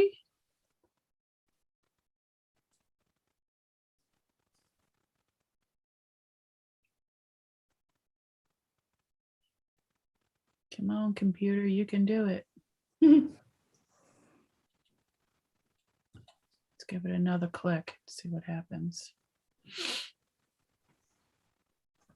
There he comes. Hi, Craig. Hi. Hey, Craig. Hi. Just Craig, John Lafferty should be joining. Okay, good. Craig and John, even though you invited us to drinks and tennis the last meeting, nonetheless, tell us who you are and your relationship to the applicant. I'm Craig Schwabe. My wife Lindsay and I are the owners of SHRE, and we currently have a place in Southampton and looking forward to building our new home. Right. And John Laffey, you're going to be joining. Tell us who you are. Oh, you guys, I know you have a voice. We've heard you before, but you're going to have to unmute. There you go. Hello? Yeah. Okay. So, John, introduce yourself, and then Kat has your slides, so you can direct her to the slides and she'll share them. Oh, thank you very much. Good evening, ladies and gentlemen of the board. Well, this is just as a wee bit of a recap from the last meeting. Before we talk about the architecture, one of the comments, the neighbor to the north had dialed in and was concerned about the back deck on my client on Craig's house, and I wanted to show you, to put some type of texture to that, I made that site plan showing our house, which is a site plan done by Charlie Martyr. Then I went to the building department and got the neighbor's house to the north, and then I imposed it onto a Google map of the neighbor to the south, so you can have some context to where the houses are vis-a-vis each other. And I just wanted to say, I don't know if you can see my cursor here. So the neighbor, just the south, said nothing, but the neighbor to the north, we are 71 foot 4 feet from the deck to the property line, and then 40 feet from his porch area to our property. So it's a little over 110 feet is the amount of area between the two structures from where the deck is. And then I have a series of Charlie Martyr, I think, is going to be joining us. He'd like to explain some of the screening that we proposed to address those issues that the neighbor might have had. Right. Okay. Also, could I ask whoever is not speaking to put yourself on mute, because I have a feeling that there's somebody's listening to, there are multiple voices and there's a bit of an echo. Okay, so what I think it is your sound is up too loud and it's coming back in. So turn your computer sound down some, and that should help us. That's John you're talking to? I'm talking to actually Craig. I think Craig's was doing it earlier. Yeah, that's what I suspected. Okay, so hopefully that helped. So I hope Charlie will be joining us. Is he joining? His name is Charlie. I don't see a Charlie in here. Charlie Martyr, the landscape. No, he's not in. So this is Craig Schwabe. We're gonna put up a lot of nice shrubbery and hedging, and Charlie, he's a wonderful landscape architect, but he might not be the most technical, so he may have trouble getting on, but we're certainly going to make sure that we don't hear from our neighbors and they don't hear from us, and we're going to put up beautiful, nice shrubbery that fits into the environment. Okay, so John, take us through the elevations, and we can come back to that on board. Okay, great, thank you. The real comments, again, to recap, can we go to the elevation sheets? We just saw, they're over here. Yeah. Yeah. Good. Okay, so the comments of the boards were that they had really had, my misunderstanding, my fault. They originally was, these windows were originally here on the first presentation, and there was a large shed dormer here with a metal roof on it. And they said I thought they would just want to get rid of the roof, and so anyway, my mistake. The board said, why don't we try and go back to the original window configuration that we had, and then get rid of the shed dormer that's between these two. And so I did that. And so what this presentation shows that these windows are now 1 foot lower than these ones here. You can see we've dropped the soffit line, reduced the soffit line by 1.5 feet right here. And then, so I think that gives a much more harmonious line along the windows as it did in the first presentation. And Craig was a little concerned that the house was looking maybe a wee bit sort of plain Jane in his words.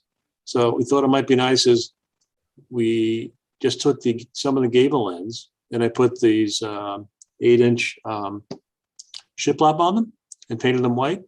And I did that for the two gables to punctuate them.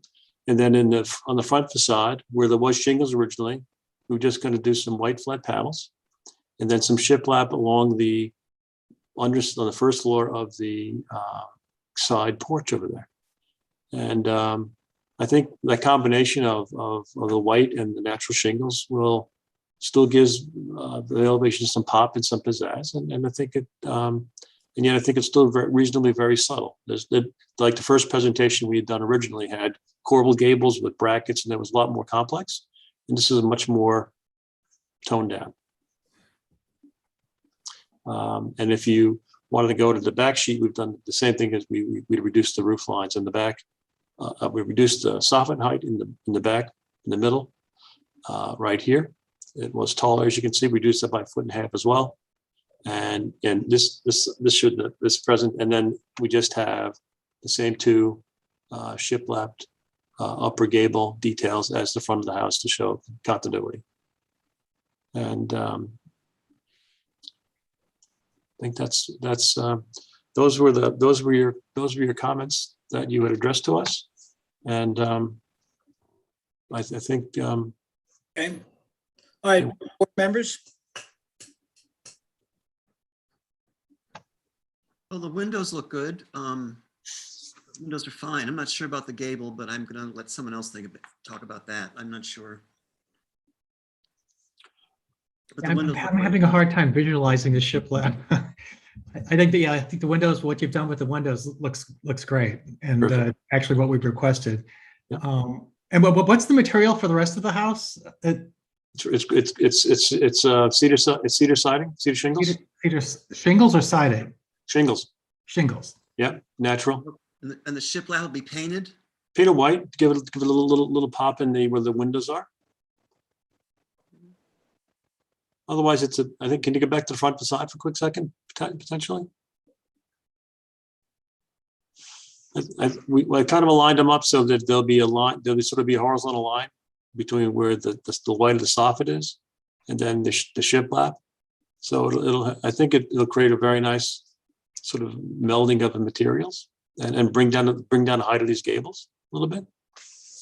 So I think it does give a little pizzazz to it adds a little interest without going, being too complicated. I don't see an issue.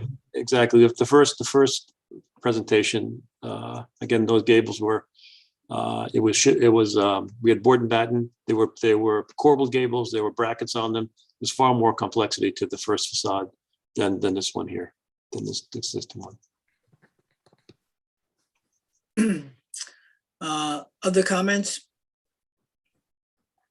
I would say it's a very nice job. Meaning, you took the board's comments into consideration, and you took your client's wishes into consideration. I think you've melded those two things together nicely. Thank you. Sounds good. Any public comment? Let's see. Come on over. Nope. Okay.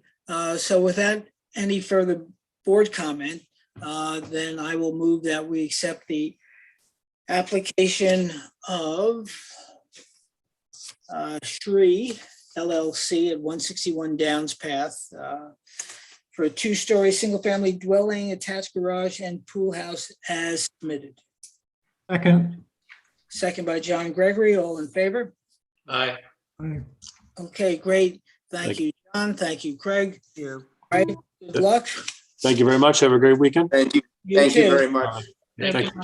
Take Bye-bye. care. Good Thank luck, Craig, and thank you, John. you. Yeah, Thank you. again, this is one, it takes a few iterations. Sometimes it's vexing, but at the end, come out with a good product and happy people. So thank you. Okay. Next, 21 Old Town Road LLC, 21 Old Town Road for a two-story dwelling with attached garage. Bill Barba is coming in. Okay.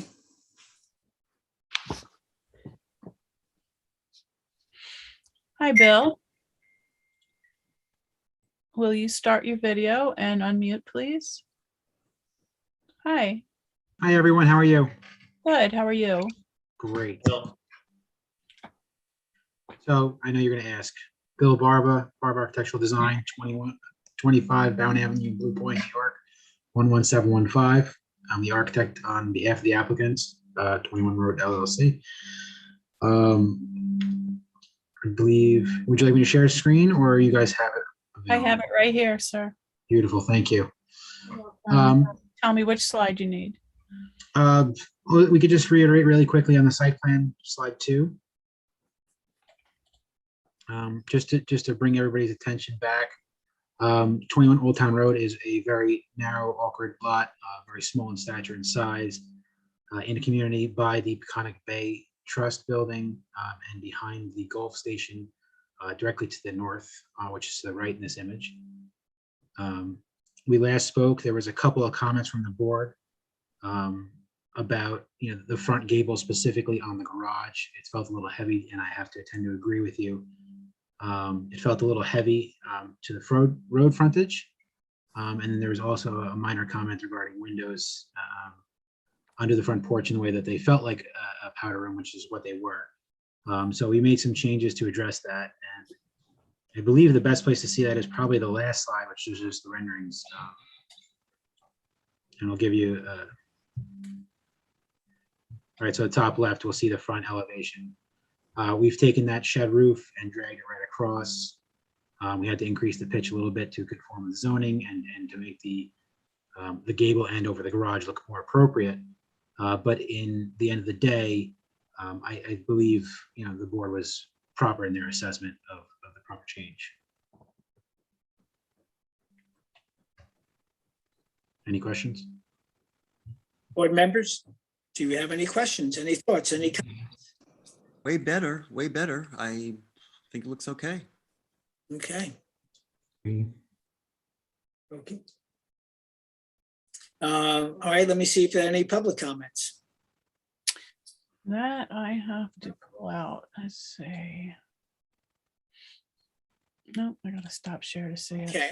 Sorry, no So- public comment. I think So it- if there are no, I'm sorry. it's a nice job of addressing our concerns. I Okay, appreciate it. You guys had great comments. good. Well, thank you. We're gonna You use put that in you as- writing? Yeah, right. I'm sorry? We're gonna use- Broadcast it. We're gonna needlepoint that pillow. Thank you, Bill. It's appreciated. All right, so without further comments, I move that we accept the application submitted this evening for 21 Old Town Road LLC at 21 Old Town Road for a 2-story dwelling with attached garage. Do I have a second on that? Second. Second by Mark. All in favor? Aye. Okay, it's unanimous.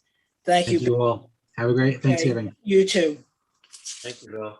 Okay, the next application, Margaret Lewis, 63 Dale Street, requests an adjournment to the 13th. Again, this is the first request after she had come before us last week, and I'm sure is working on a redesign. So I move that we accept the applicant's request to adjourn to the 13th. Do I have a second on that? Second. Second by Mark. All in favor? Aye. Aye. Okay. Okay, next application, John Brown at 94 Pelletreau Street. They are coming to us after being here last week. Yeah, it's BJ Steinbrecher is coming in. Okay. Come on. Okay. Hi, BJ. If you'll unmute and start your camera. And just give me 1 second here. Start my video. There we There I go. am. Hello. Hello, how's everybody tonight? Good, BJ. Tell Good, us good. who you are and My name is BJ Steinbrecher, 217 Sabonic Road in Southampton. I'm the architect for John Brown, who just sat down Okay. next to me here. Okay, do you want me to share my screen or? Well, Kat has it on hers, so let's work with what Kat has. Okay. And you can direct her to whichever view and screen you want. All right, so I suppose maybe we can start with the plans. That is a revised model, 3D model of the northwest elevation. There is also a north elevation looking straight on. Yeah, this is What? one of the ones that's in pieces. So, But I think maybe we can start with the PDF of the floor plans. here's your north elevation. Oh, that's, Is that what you wanted? yeah, I just wanted to let everybody see the changes in 3D. So addressing the board's comments and concerns from the last meeting. The first thing is the roof line. We lowered the gables to match the height of the ridge of the main roof on the left side, which was lowered 2 feet. And then we ended up, and we had on the last version, there was a hip on the left roof, but we thought it looked a little unbalanced. So we are now showing a gable on the left side.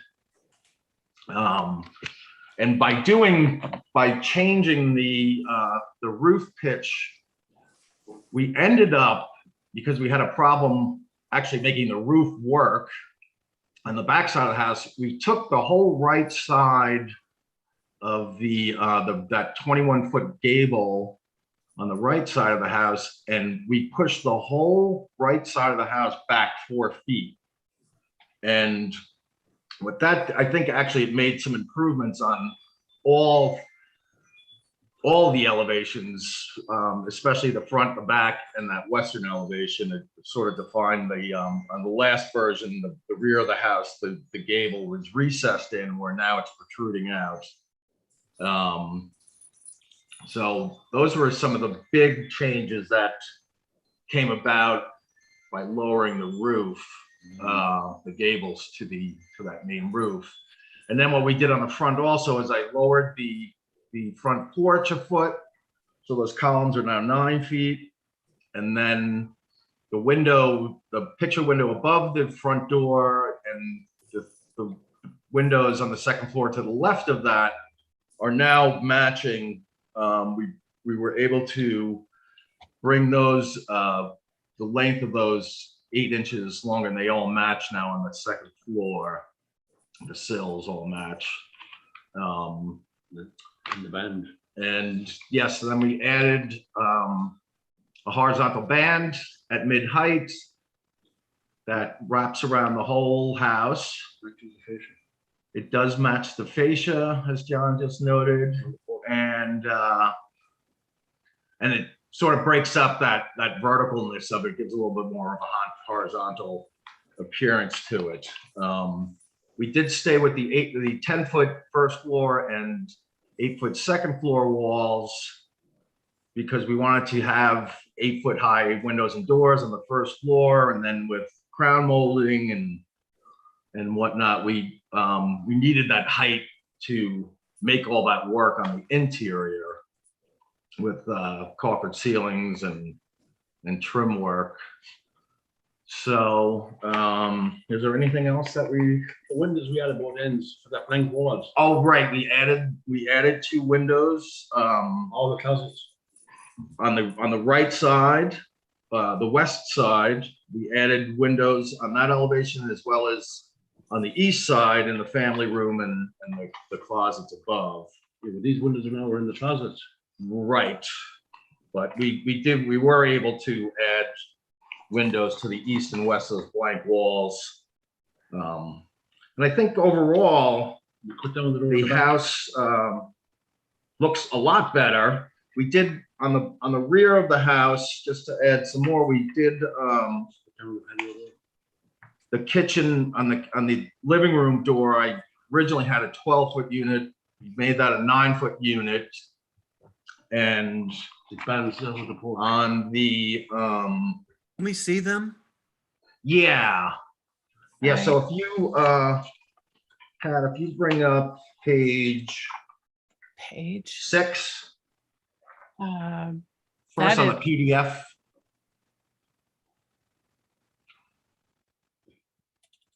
I don't know. Is this what you're talking about? Page 6? It's not these. It's there should be. You should have a PDF of the actual house drawings. There we go. Yeah, there we go. Okay. So there's the north front and the south rear elevations. You want tile 6? This is number 6. Next page 7. I'm sorry. 7. Yes. The porch, the balcony. Yeah, so on the front, well, I was talking about the rear before, actually. The changes to that, that door, we made a 9-foot unit, widened the porch, so it clearly passes around that. And then we actually matched the door above that to a 9-foot unit. I had a 6-foot unit there with 2 windows flanking it, and we got rid of those windows in that bedroom. So it looks more uniform. Very, very much more uniform. And then if you want to scroll down to page 8, we can take a look at the changes to the windows there. So we added on the east elevation those 3 windows on the right side. And on the west elevation, there's 2 windows added in the middle. It's on the left side of the gable. So those 2 center single windows, correct, right there. Doors and closets. Those ended up in some walk-in closets, but we were able to work the floor plan. So it works. White. Yeah, What color are the windows again? they're white windows. Right, okay, thank you. White, white. they look black. frames. Yeah, that's why I asked. Yeah, on that rendering, it appears to be black, but they're going to be white grills. I looked at the detailed drawings. Trim. What was that? I'm sorry, John. I looked at the detailed drawings and they were noted as white with the. Thanks. Yeah, All the windows are white. yeah, all the First thing I windows and looked doors at. will be white.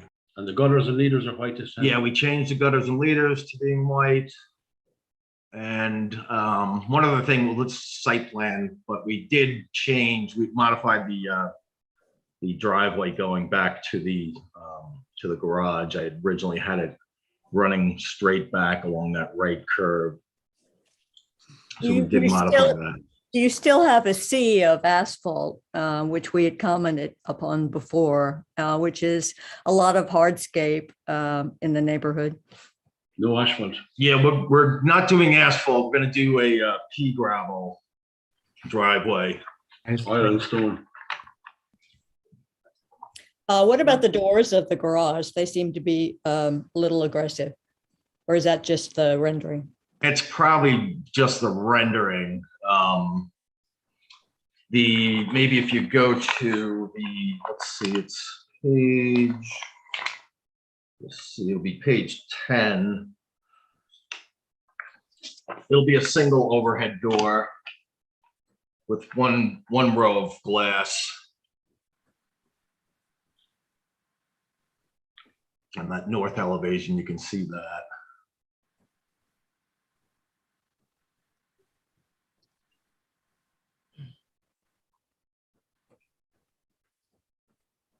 So if there's any questions or comments? I just, your neighbor to the north just was concerned about your clear cutting the site. That, you know, they want to maintain the mature trees that I believe are on your side of the property line. And I just wanted to know if you could do that. The tree on the right-hand side at the end of the flag. The trees at the at your north border and on the north border. Well, actually, the one in the north, left-hand side, that's where the septic is going. If you go to the septic plan, I have to do that. Yep. That's the septic system, so that takes up a lot of room. So that tree is like when you dig down for that tree is going to be right on top of it. Yeah. And hi. I'm actually Paul, and I'm not sure if I can show my video. Let me stop my share. Okay. Put the arrow over there. Hi. Hello. Hi. Nice to meet everyone. Nice to meet you too. I'm John Little. My wife and I are owners of 94 Pelletro. So then. Oops. John. All right, he just muted himself here. You hit the button. So. Oh, okay. Can you hear me now? Yes. Okay. Yeah. Thank you to Board for allowing me to join the meeting. My wife and I are owners of 94 Pelletro. So we thought we rejoin just to better understand the situation. Oh, yeah, you're 94. I'm 94. He's 96. I'm D6. 96 Pelletreau. So we're the lot in front of the flag lot. Okay. Okay. Yeah. So we bought the property in 2013. So we're quite familiar with the area. And so I'm sorry, John, will you be our neighbor or? Yes, I hope to be. That's the goal. Or are you building? Are you a builder? And then, or will you actually be resident at the property? No, there's somebody living in the house now. I'm buying the property. No, I understand. after it's built. Oh no, I'm not going to live there. I'm home alone. I wouldn't need that big of a house. Okay, so you're a builder. Right. Yeah, I build nice luxury houses.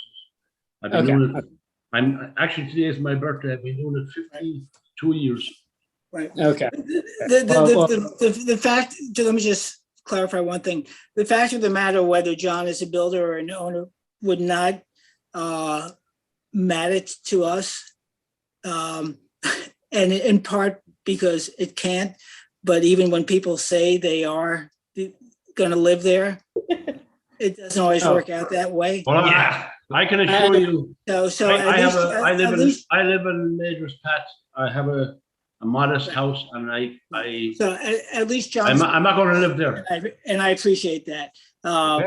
Regardless, we're going to look. So let's hear the public comment, and then we'll see how we incorporate that into whatever decision we make. There is. The reason my wife and I wrote in is because Pelletreau Street is a street that has a lot of history, as we know from the Pelletreaus, and it's actually a beautiful area, quite low key. And the house that Junior, who was the neighbor, he had quite a small house. And I think the trees that we're talking about is actually we sent in some pictures along with our document is a row of very, very tall trees that I imagine have been there for a very, very long time, and I imagine is really part of the heritage of the area of Pelletreau Street. Can't imagine it's been put up anytime recently. So, it's a distinct part of the neighborhood, is a distinct part of the property between 96 Pelletreau and 94 Pelletreau. And, we would really like to see those trees protected and preserved because it's really a part of the heritage of the area, and so that's why we really wanted to send in our comments. Okay. And I guess the second is our previous neighbor, as I mentioned, was quite a small house. This is going to be a huge house, as by the looks of it. So we kind of would like to understand, that the building plans and how long it's going to take and potential disruptions, because it's, there's a driveway that goes along the entire length of our property to get to the flag lot. So, will there be endless construction trucks going back and forth? How long, and, how may that be, impacting our property? So thank you, board. Thank you for taking the time and allowing me to share my thoughts. Right. And thank you. Let me. I'm looking forward to meeting you. Would I like to address your questions? Can I do this? Am I out of turn here? Yes, you can, and then I'll make a comment. Sure. I believe there's one tree in that right-hand corner. It's about 7 or 8 feet from the property line. That tree has to come down because that's the way the county health department approved that new. I'm sure you're aware you can't do the old septic system anymore. You have to do the nitrogen. It depends on what mapping you're in. Well, I have to do the new system. So I've done a couple before. Okay, so continue on, and then I'll make a comment. And I believe when you dig down for that septic system, the roots of that tree come over like at least 20 or 30 feet. So I think that tree has to come down for safety. And it's going to be right on top of it. Okay. So I'm not taking any trees down on the property line. I'm going to reline the whole property, right, Peter? Yeah. We're going to re-landscape the whole property inside. Okay. Inside So, arborvitae, Yeah, around the whole perimeter, around the whole as well as the flag, The flag driveway. And they grow pretty quick. right. So let me share with you a bit of the code because you may not be fully aware of it. So the duties of the board fall under chapter 16-33, subsection B. The board is charged with the duty of exercising sound judgment and of rejecting plans which in its opinion are not of harmonious character because of proposed style, materials, mass, line, color, detail, or placement upon the property or in relation to spaces between buildings or the natural character of landscape or because the plans do not provide for the location and design of structures and open spaces in a balanced and harmonious composition. Given the concerns of the neighbor, given my, and I'm just speaking for myself, my view of that street, and the other board members may have a comment, that it is a street of significant foliage.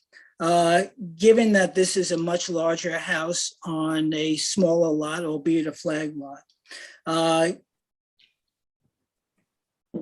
given the fact that you have put forward John and BJ plans to landscape, then I'm going to ask that for our next meeting, you submit a landscaping plan by a landscaping architect, preserving as many of the trees as possible. I'd like for you to also verify your statement, John, that you require a septic system in this spot of that particular size and quantity by the building inspector or the health department. I don't believe Pelletreau Street falls into the zone that requires the new sophisticated systems. But I will let you prove that to the board. I believe you're outside the proximity to water bodies that would otherwise require the new sophisticated systems. That's my 2 cents. I don't know what members feel. No, I think that's a good call, Jeff. And also, you know, I would avoid cutting down trees at any cost, especially mature trees. So even if the septic system is obviously required, if it's possible to even like move it by several feet or whatever might be necessary to preserve the roots. I mean, around the tree. From my understanding, you only need to preserve the roots around the drip line of a tree. So if it's, you know, if the things can be moved to take that into consideration, I think it's worthy. It's worth an investigation. Yeah. Well, can I say something? Sure. Yeah, I already have this septic system approved and I got the permit. It's filed with the building department. And I would love to keep that tree there. Okay, then it's a very nice tree. Yep. I'm not a destructor. Okay. Look, but it's right on top of it. But I have the plan inside my office here. I think you're misunderstanding our point. Okay. Yeah. So look, things can be put on properties in different spots. Yes. And so your approval in that spot is well and good. Whether or not this board grants approval of the structure, where you put it in the landscaping may jive with the health department, or it may not. Yeah. So, and then in which case we you know, there are other plans. I can move the septic system. Okay, over so great. 3 or 4 feet. Good. All right. I can So move let's do this. Why don't you engage a landscape architect assess the viability of, one, to put together a landscaping plan with the intent of saving as many, in fact, ideally all the trees, as much as possible, and then come back to us with that. And if you can do it at our next meeting, great. If you need this after the new year, we'll see you after the new year. All right. Hey, Jeff. Yeah. I don't know if you actually asked for public comment on this one yet, but John Lou was part of the public comment.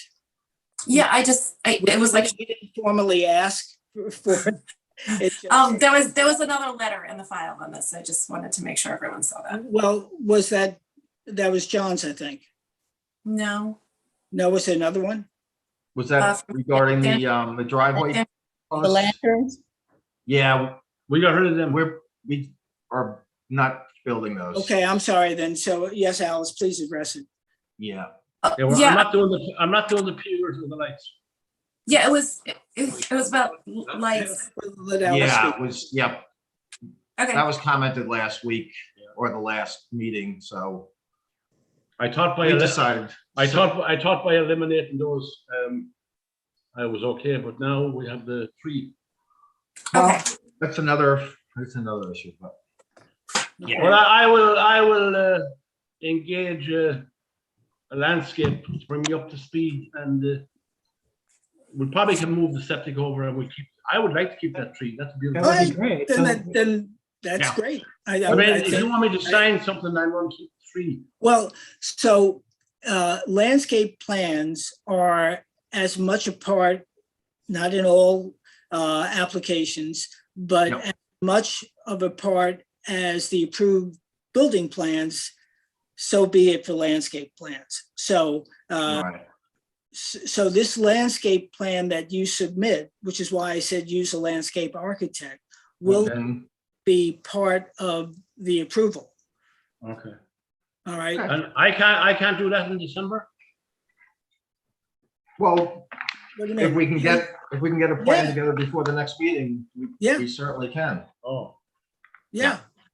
Okay. Okay. Yeah, So if there's so no, getting back to the trees, there is one tree on the right-hand side of the flag as you drive in, which is in about 4 or 5 feet on the property. It's a huge tree, and that tree is rotted. So I'd have to get him to certify that tree is dangerous, right? yeah. Is that what you will require? If that's the case, if you're taking down a tree, there should be a good reason for doing. I don't want to take that tree down, but it's rotted. We'll get an arborist. Right. We'll agree. So Okay. yeah, so the landscape arborist guy will will attest solve to it. all this. We don't have to talk about it anymore. Right. I think we should talk So- about the house. We've lost the house for the trees. All right. So were I'm there ready. comments on the house further? I thought we would go. I think it's grossly out of scale for the neighborhood. I don't know how to address this, but I just need to say that I'm not in favor of it. Hmm. It's 200 feet. Right. So if And the house across the street is 100 feet. so, in terms of the mass and the line, It's the mass and the overly that so-called picture window above the door that has all the multi-panes in it, but really is a quote picture window. Some of the aspects have been addressed, but I mean, if we were to take a vote tonight, I would certainly say no, but I may be in the minority. Mhm. So this is an issue, John and BJ, that the zoning codes allow you to build something so big and blah blah blah. But at the same time, the architecture review board has the obligation to apply judgment as to what's harmonious in the neighborhood, and the two don't necessarily match. They don't have to. The building department is what could be built. The architectural review board is what should be built. And sometimes to reduce scale, perhaps one might reduce the size, but size is not our purview. Scale and mass are. there are architectural methodologies, techniques, and tricks that one can apply. I'm not an architect. There are those here on the board who might have suggestions as to what you could do to reduce the scale of it. I don't know. I looked at my fellow board members if there are any suggestions. Well, I have one or two, actually. I agree with the picture window or the front door. It's, you know, it's anomalous. This is kind of, it's a traditional house, right? And that's, Peter, could we actually ask them to put the drawings back up while you're speaking? oh, sure, sorry. Kat, if you could put the line drawings back up while we're speaking, that'd be great. Because we sort of haven't talked about the house. Yeah, page 7. There we go. Yeah, I mean, you know, it's a traditional style house with, and the, you know, most of the windows follow the proportion of a traditional house, except the picture window. So I think maybe just a regular window that is not so horizontal would look better. I also think that you should put back the hip on the east elevation. That would do a lot to reduce the scale. That would. Well, if you had a hip roof, like you had in the east before, you had a Yeah. hip roof, that would, you know, could lower that apparent height quite a bit. Right, right. So maybe that would satisfy. Help it, yeah. Some of the issues. I would prefer to. I don't know, Okay. anyone else have something to say? Yeah, my concern, strangely, my concern is the two front doors. I think they look incongruous with the house. I think the solid panel bottoms, I think a single door with side lights would go better there, but they don't look, they look inappropriate for the house for the size of the porch. And I don't think they give the house the kind of presence at the front that it should have. I agree with you, Mark. Good call. Okay. And around the back, you've got, I think, South go up just a little bit. Go up just- Just scroll up there.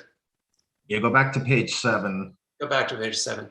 I think where you've got, I think you've corrected what John had pointed out last time with the balcony over the slider doors on the right-hand side, but I think those narrow little walk-down steps into the backyard, I think there's a deck off there, right? And those are steps off a deck, is that right?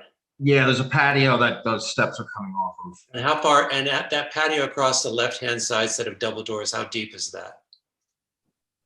That is 12 feet, I believe, out from that, where that bumps out. Okay, that's what I wanted to know. Okay, thank you. There we go, okay. Yeah, let me just see, I think it's 12 feet. And then.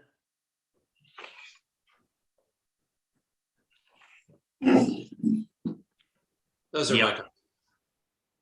Yeah, it is 12. 12 feet overall, 10 feet off of that where it bumps in, that gable is actually 10 feet there on the left side. The patio? All right. Those are my. The board, may I make a comment? The board? Sure. Hi, this is John Liu again, the neighbor, and I just wanted to make a comment on Madam Board Member's comment about the scale of the house for the neighborhood.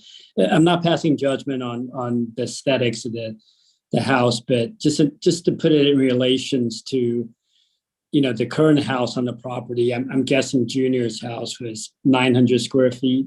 Our house in front of their lot is maybe 1,200. The one that's next to our house is maybe, as I understand, you know, this is a house that's going to be, I don't know, 3,500 square feet. So three to four times what it was before. So I am a little bit concerned about it, you know, looking at a place in the neighborhood. And so, you know, I do want to, you know, voice that concern. And just going back to the trees, I mean, if sorry to go back to the trees, but if there is a rotted tree, we would like to have an objective assessment that it's in fact, needs to be removed for safety reasons. Sure. And then the other is, you know, there are trees that's all along the length of that, the house. So it's not one tree. So I know that there's going to be a landscaping plan, but as I mentioned, all the trees are part of the heritage. We hope they can be protected. Thank you. Thank you. Right. So again, let me just say something, John, just to put it in perspective. So yes, a landscaping plan has been requested by the board that will be submitted. Any tree removals will need to, the explanation needs to be provided and supported by evidence. I looked at the site plan, so you're within a couple of feet of the building envelope. So, but again, that's what could be built. The issue is what should be built. Scale falls under this board. And sometimes, John and BJ, as you know, less is more. And I think you're hearing from the board, not only is there an issue of harmony with the neighborhood in terms of the scaling, but relative to this particular property, the scaling of that house on that property, its massiveness on the property and its surroundings. And look, at the day, not everybody wants the biggest house, but they want a house that looks good. So, but again, it's up to you to put together a plan that you think will sell. And I appreciate all the comments. It's up to us to work with you to get there. That's what we're here for, right? Okay. All right. Just one more thing, maybe to reduce the scale a bit, is how high is it up off the ground? The house doesn't, yeah, it's very high up the ground. Why can't you lower it by 2 steps? It's about 21 inches, I think, to the first floor. That's a lot. That's high. That's very high. Well, it's kind of normal with a 12 inches out of grade with the foundation and then 12-inch joists. Look, my newly built house is 8 inches above grade, okay? And then the ceiling heights internally? It just looks like it's up too high. I mean, that's part of it to me. Yeah. It's too high. What are your ceiling heights, BJ? The ceiling heights of first floor is 10 feet and the second floor is 8. I think that's fine. I don't have, it's the first floor is too high above the. Yeah, I mean, we could set the foundation and, on a shelf, the joists. Yeah, do a ledge, Yeah. Boys don't have to sit on top of the. That brings it down 12 inches. That's a lot. That would Yeah. That would be great. Okay. Good point. Yeah, go ahead, John. John would like to speak if he may. Yes. Is that okay if I speak? Yes, of course, John. I'm going to the bar in a few minutes. Believe me, I'll be right behind you. If I do a ledge on the front and the back and lower the beams and do 1 step out of the house, I would prefer to get rid of those steps. Do 1 step from the first Right, then it'd be down on the patio. It'd be a step off the patio. With that, the steps would go away. Yeah, that'd be fine. I think it'd be nicer for the backyard. The reason why you have 21 inches there, the beams are 12 inches, the 2 plates is 3 is 15, and the plywood is 3/4, so it's 16 inches. Yeah. No, I know, but you can The actual top of the foundation is only about 6 or 7 inches above the grade.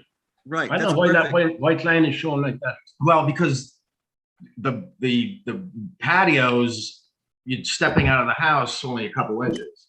Yeah, but that's why you see that. If you want to eliminate that, then you can't have the wood beams. Yeah. Minimum, you have to have 6 inches from the patio for moisture up to the bottom of the siding. Yeah. Otherwise, it's going to rot. You're supposed to have 12 inches. No, right. Well, 8 is code to any wood. So if I do a ledge on the front and back, and then I'll have 1 8-inch step down to the patio, so you're going to see about 6 inches of cement. That'd be fine. Which is fine, yeah. Would that work? Yeah, I think so. I mean, you gotta do the sections. You gotta work it out, but. Yeah. Can I just speak about the front? What's that? The front, can I address the front? Yeah. Sure. I would prefer to put a single door on the left-hand side and then put a window on the right-hand side in front of the stairs. Because if you put two side lights and a door in the middle, when you open the door, you're going to go into the stairs. Would that look? I've done that before. Well, that's something you got to Otherwise, work out. you wouldn't have that mass on the Yeah. front door. All right, so guys, we're getting into a little bit of minute detail here. Yeah. Okay. So let's, you've got, Well, we'll just put that out there. let's accept your request to adjourn while you do your homework, as we out. Okay. And so unless there are other comments from the board, I move that we accept the applicant's request to adjourn to our next meeting. Do I have a second on that? Second. Okay, all in favor? Hey. Okay, thank you, gentlemen. John? Thank you very much. Happy Thanksgiving to you all. Thank you. All right, All right. Thank you. see you. Thanks for everything. Thank you, BJ. All right. And Good thank night. you, John Lou, as well. Okay, take care. Take care. All righty. Okay. Robert M. Roberts at 75 Hetty Creek for a 2-story addition.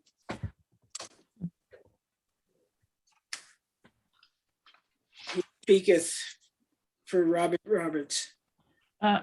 No one speaketh at this moment. I see John Bennett. I see Michael Marin. Is John Bennett part of it? I don't know. I don't know. Nobody is. Gary Hartman and Jennifer Vale. Neither one is in. Oh, there was a Hartman on there earlier. I have 4 people in. Yeah. 96 Pelitraw, Bennett, Moran, and Martinez. Okay. Well, there was a Hartman earlier, so maybe it's a no-show. Okay. All right. Well, if somebody shows up before we end, we'll give them a second chance. Okay. Jess, do you want to take jurisdiction? They did submit affidavits. Oh, okay. Thank you. Thank you. So duly noted, affidavits have been submitted. Thank you. And we will, if they don't show, we'll just simply adjourn. Thank you. Okay, driveway gates, non-historic.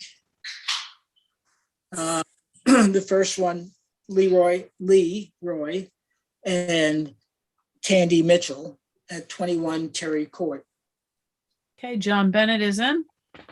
So, Hey, John. hi. Hopefully, Michael Moran is here as well. He is. I'll bring him right in. Thank you. You're welcome.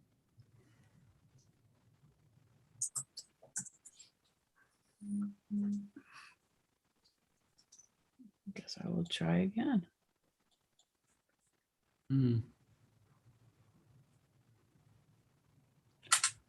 I was speaking with him before. Well, I have to say, it's the strangest thing. I've attempted twice now, and it's just like not responding to him. Oh, here we go. Now it's responding. Okay. He should be in any second now.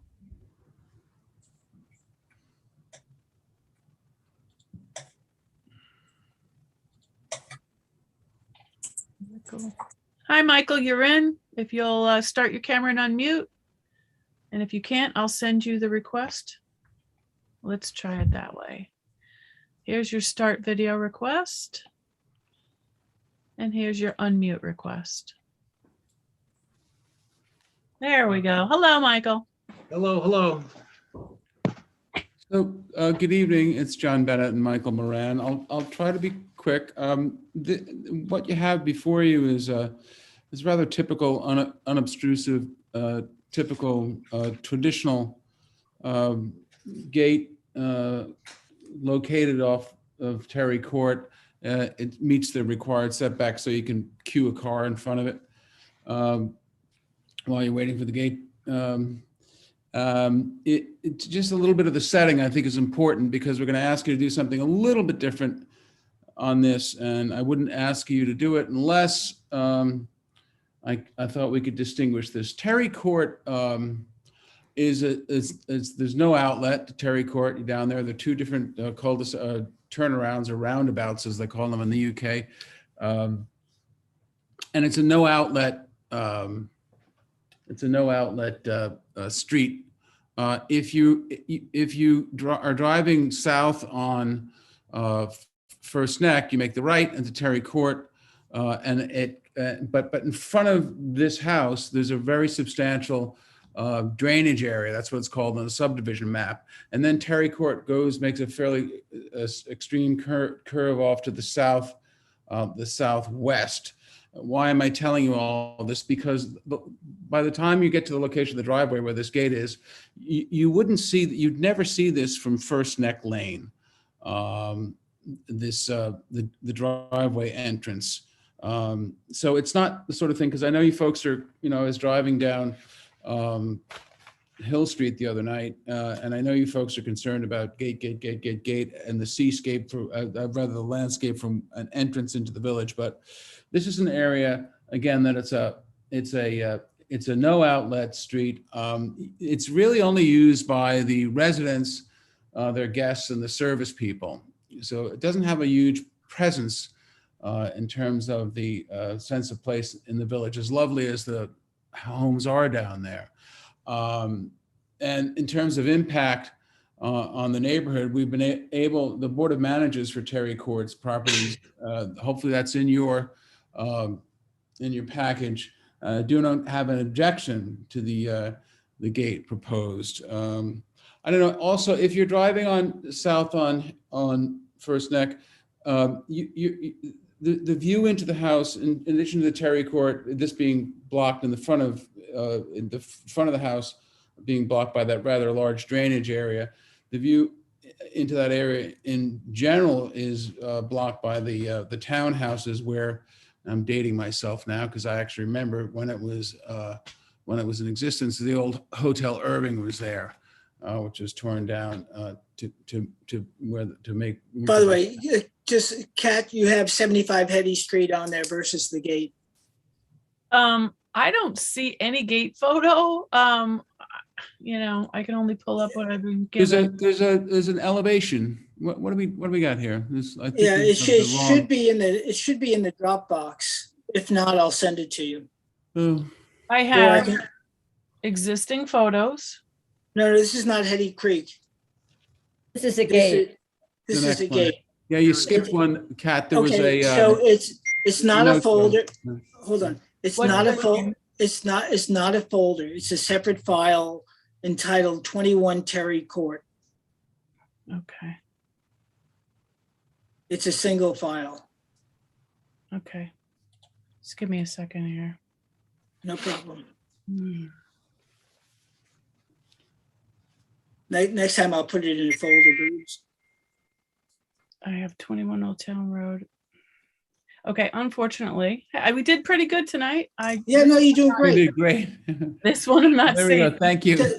Thank you very much. Perfect. Yeah, there you go. All right, so thank you. That's the gate. The setting is extremely important because it's not a road that's well-traveled. It's a, as I said, no outlet road. And not only that, you can't see this driveway from First Neck Lane. There's a substantial drainage area that's vegetated in front of the house site, and Terry Court, if you drive down it, takes a rather extreme turn off to the southwest, and it's blocked by the townhouses there if you're further to the north, but heading south. So why am I placing so much importance on the setting? Because I don't think this is a gate that is going to be viewed by anyone other than the residents there, and they've shown their approval for the gate. It's very, very similar to gates you've approved in the past that I've had approved. We gave you some illustrative examples. The posts are not massive, trying to be very, very, very gentle approach. The only thing that this doesn't have on it, and again, this is why we went to the board, and this is why I'm trying to make the setting very special and different for you, so that it doesn't come back and bite in the butt in terms of precedent later on, because is that it doesn't have the 50% doesn't have the 50% see-through there. Now, that's not in the code. We know that, but the board has certainly shown, a desire to see that achieved. And I understand it. But again, this is why I've gone to great lengths to show that the neighborhood is in support of it. And this is a very insular neighborhood. I mean, I've been a village resident for a long time. The only time I ever go down that street is when I'm visiting somebody or I have a client who's buying or selling a house down there. So we'd like you to consider, given the fact that this will essentially have no impact, and probably the best indicia of lack of impact on the neighborhood is the neighborhood's own stated approval for it. We'd like you to consider some relaxation of that policy that you have on the see-through nature of it. I wouldn't be asking for you if it was in a more typical setting, probably most settings, because I know and respect your policy on it. We'd just like a little bit of consideration on it here, if that's something you could help us with. John, I have a question. If it's on a cul-de-sac, Right. In a street that's not traveled very much, why is there a need for a gate? Because we're entitled to it under the code, and they want it. And that's the simple answer to that, Sarah. I really don't want to go around on that. I was just asking. No, you know what? I'll be very honest with you. I've thought about it, and more clients are thinking about it. There's been a rash of car thefts in the village. I'm not sure if you folks are aware of that. 6 or 7 cars stolen. They have a scanner. And we don't need to go on this. We get well, it. no, it's an issue. Right. It's an issue. So I'm going to put it's an issue. I'm going to put Sarah's question in a different form, not as much of need, but as of appropriateness as presented. In fact, as you said, John, the setting is extremely important. And it's for that very reason that the scaling is of concern to me and the transparency is of concern. So this is, yes, the location is extremely important. I would define that neighborhood as you have been, but not the exact words, as an enclave.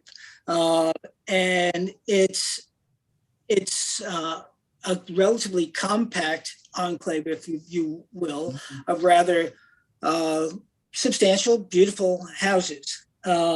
And the gate as presented here in terms of its scaling, 7-foot columns, less than 30% transparency, is of such a scale that it's, especially in as much as that there are no other gates there, or if there are, yes, there's one other gate there, but regardless of that, because I know that's not necessarily the determining factor, what we can determine as a board or judge as a board is the scale and the mass and the lines and the architecture.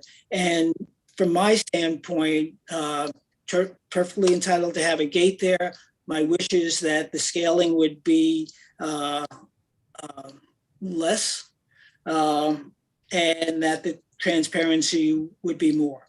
Why don't we just cut to the chase and come back with a 50% transparency, show you something that has a 50% transparency. I thought that the pillars were, just in terms of their width, okay. You're saying you want to see something smaller than that, Jeff?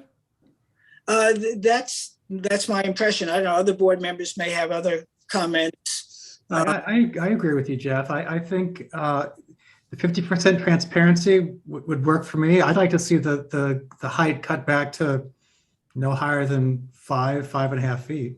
Well, you've done 6 in the past when we've gone up as low as 4. So the gates conform. No, well, why don't you fool around with it? Okay, fair enough. I would like to see it come down to 50% transparency and 6 feet high maximum. All right, so you have the over under is between 5 and 6 on the column and the height of the gate, and 50% transparency. So I think Okay. that hearing from the board. Okay. And then we'll see how it looks. Michael, is that good enough direction? You and I will talk about it, unless there's anything else you wanted to say. Yeah, I think the client is willing to be a little bit flexible. They really have their heart set on this gate. They've seen the same exact gate in the neighborhood. Not in all fairness, not in that neighborhood. In other properties, yes, I'm not going to deny you that. But not on those, not on that.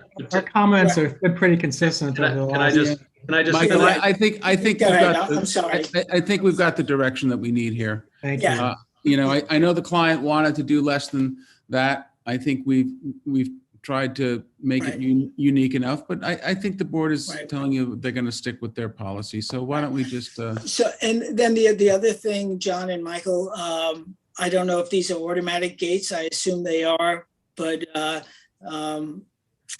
whatever mechanisms you put in there, if they were not, if they were within the column, that is much preferred than anything external, like as in a gooseneck or anything like that. Especially, there's nothing pre-existing in the neighborhood. So. How does that work? If it's in the column, what do you actually physically have to get out of the car to? Most of the people are using either cell phones or old-fashioned remote. There's a lot of mobile apps now that you can control it from your phone or So as a visitor, that's true. That may all be true for the homeowner, but the homeowner has a garage remote, like a clicker, just like opening your garage door. But their guests the guests would pull in. Right. So in any event, what folks have done in that situation is they either have pressure activated gates, or they have electric eyes, and then the homeowner can turn it on or off depending on whether they are expecting guests or not, or whether the UPS man. So there are options out there. Okay. Well, I think we have your direction. It's been a long night. We'll come back to you with something that's consistent with your directions. Michael, Okay. I don't think, I'm sorry, Michael, I'm not, sometimes one has to know when to just take Fair the enough. direction and say goodnight, right? So, Good night. Good night, Gracie. All right, so I like that. I move that we accept the applicant's request to adjourn to our next meeting. Do I have a second on that? Second. Okay, all in favor? Aye. Aye. Thank you, Thanks Michael. again. Thank you, Good night. John. Happy Thank you. Thanksgiving. You too. Bye-bye. Okay. Next application. John Quitwood. Or Quitwood. I guess it's Quitwood. There's only one other person, Ramon Chavez Martinez. Ah, yes, Ramon has been here before. And we have affidavits on this too. Thank you. Thank you for keeping me honest. You have this one, Kat? I do, if Ramon is for that, yes. Yep. Are you picking on me? No, I have it here too. I have your back. Oh, thank you so much. Look, I even turned it for you because it was. Okay. All right, Ramon, you're in. Let me send you the ask to start video if you can't find it. And here's your ask to unmute. If you'll just answer that, you'll be in. I'll do it again.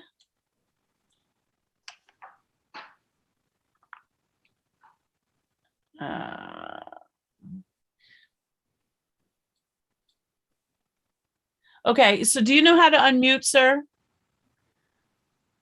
There's a little thing that looks like a camera on the bottom of some, on the top of other computers. But next to it is a little microphone. You want to turn the microphone on. Okay, now it's There you are. We got you. There we We're go. good. Don't touch anything. Okay. Perfect. Okay. All right, Ramon, although we've met you before, please tell us who you are, where you're based, and who you represent. Okay, this is Ramon Chavez from Halcon Gate and Fence Automatic, representing 102 White's Lane in Southampton, the owner. I know I was here before for the same application, the same gate, and we reduced the size of the gate, and we're trying to get.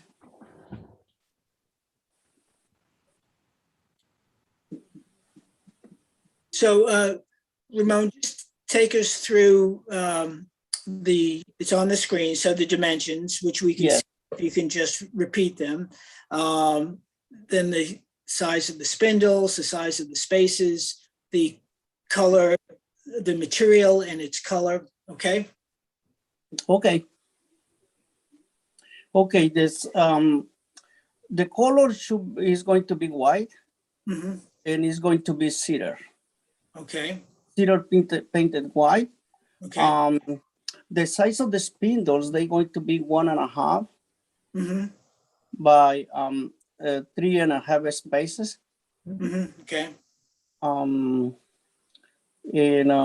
I don't know, the solid part is going to be only 32 inches at the bottom.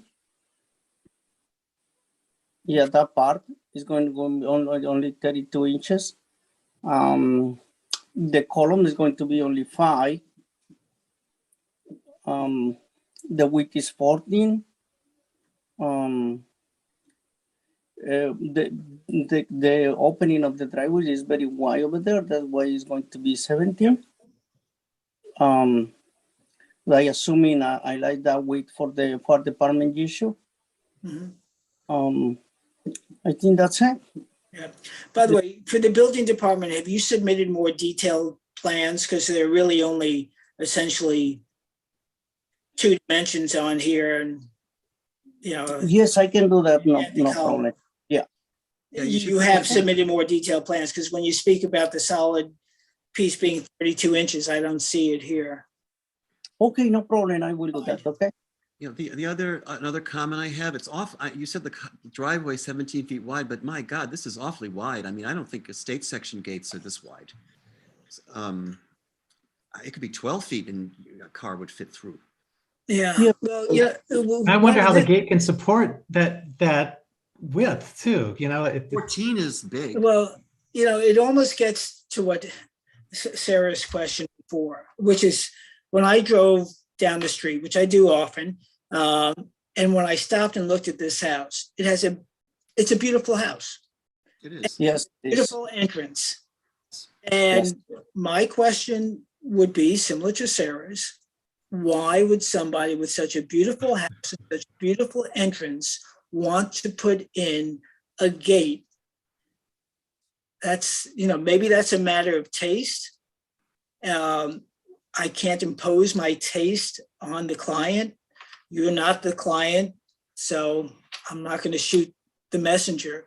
But boy, that is one wide gate for one wide opening that blocks what is otherwise a beautiful entrance to a beautiful house.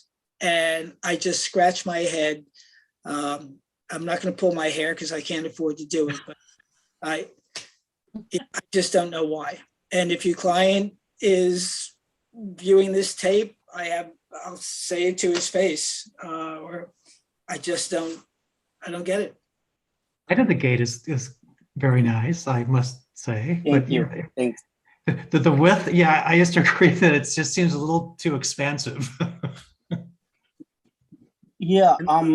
And maybe the bottom could be, maybe you could sort of do the inverse of the top at the bottom at least, so that we have a gap between the boards.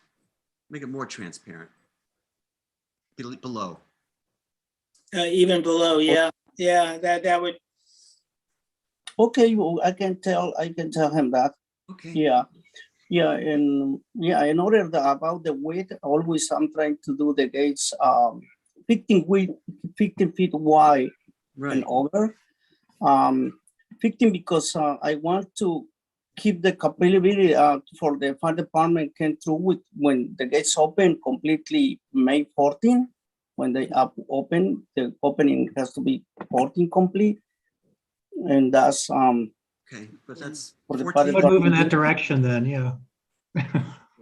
And then as far as, I assume this is an automatic gate. Yeah. And where would you be proposing to install the mechanism, Ramon? The mechanisms on the back of the gate. No, right, but how about the keypad is going to be on the column. On the column? Facing the street, yeah. Okay, all right, so there's going to be no Yeah. gooseneck or any external? No. Okay. No good. Well, Yeah. that's good. That's good. Yeah. I'm with Peter. I think if you open up the bottom, it's going to take away some of the massiveness. I mean, again, this is highly transparent, but on the other hand, it's also a big, I was going to use an expletive, but it's a gate. Yeah, it's going to be only 5 feet 6. No, high. I know, no. Width. The width, I should say, yeah. The scale is, yeah, I can try to make shorter. Narrower. Yeah. Anyway, to summarize, I think Peter's suggestion about opening up the bottom panel would help. And was there? Yeah, the only is the driveway is very wide. That's why it's 17. Yep. But I can work on it. I can tell him we have to make narrow. Thank you. Yeah. Thank you very much. Great. So I'm going to move that we that we accept the applicant's request to adjourn to our next meeting. Thank you, Ramon, again. Do I have Thank you, and I'm going to tell with the owner about the change. Okay. Okay, good. Second from Mark. All in favor? Aye. Aye. Yeah, good. Thank you, Ramon. Thank you so much. Have a great night. Thank you. Thank You too. Thanks, Ramon. Before we adjourn for the evening, Peter and Sarah, do we still analyze the issue about adopting the state code? Where are we on that? I received authorization to draft it. Great. Okay. Great. Thanks, Alice. Thank you. Thank you, Alice. Okay, is there anything else we need to discuss this evening? Okay, that being the case, I want to thank everybody, Jackie, Kat, and Alice as well. So I move that we adjourn this evening's meeting of the Board of Architectural Review and Historic Preservation to a close. Do I have a second on that? Second. Okay, all in favor? Aye. Yeah. Great. Thanks, everybody. Have a wonderful Thanksgiving. Thanks. Night. Take care. You too. Everybody. Jeff, Thanks, bye. Jeff, thank you for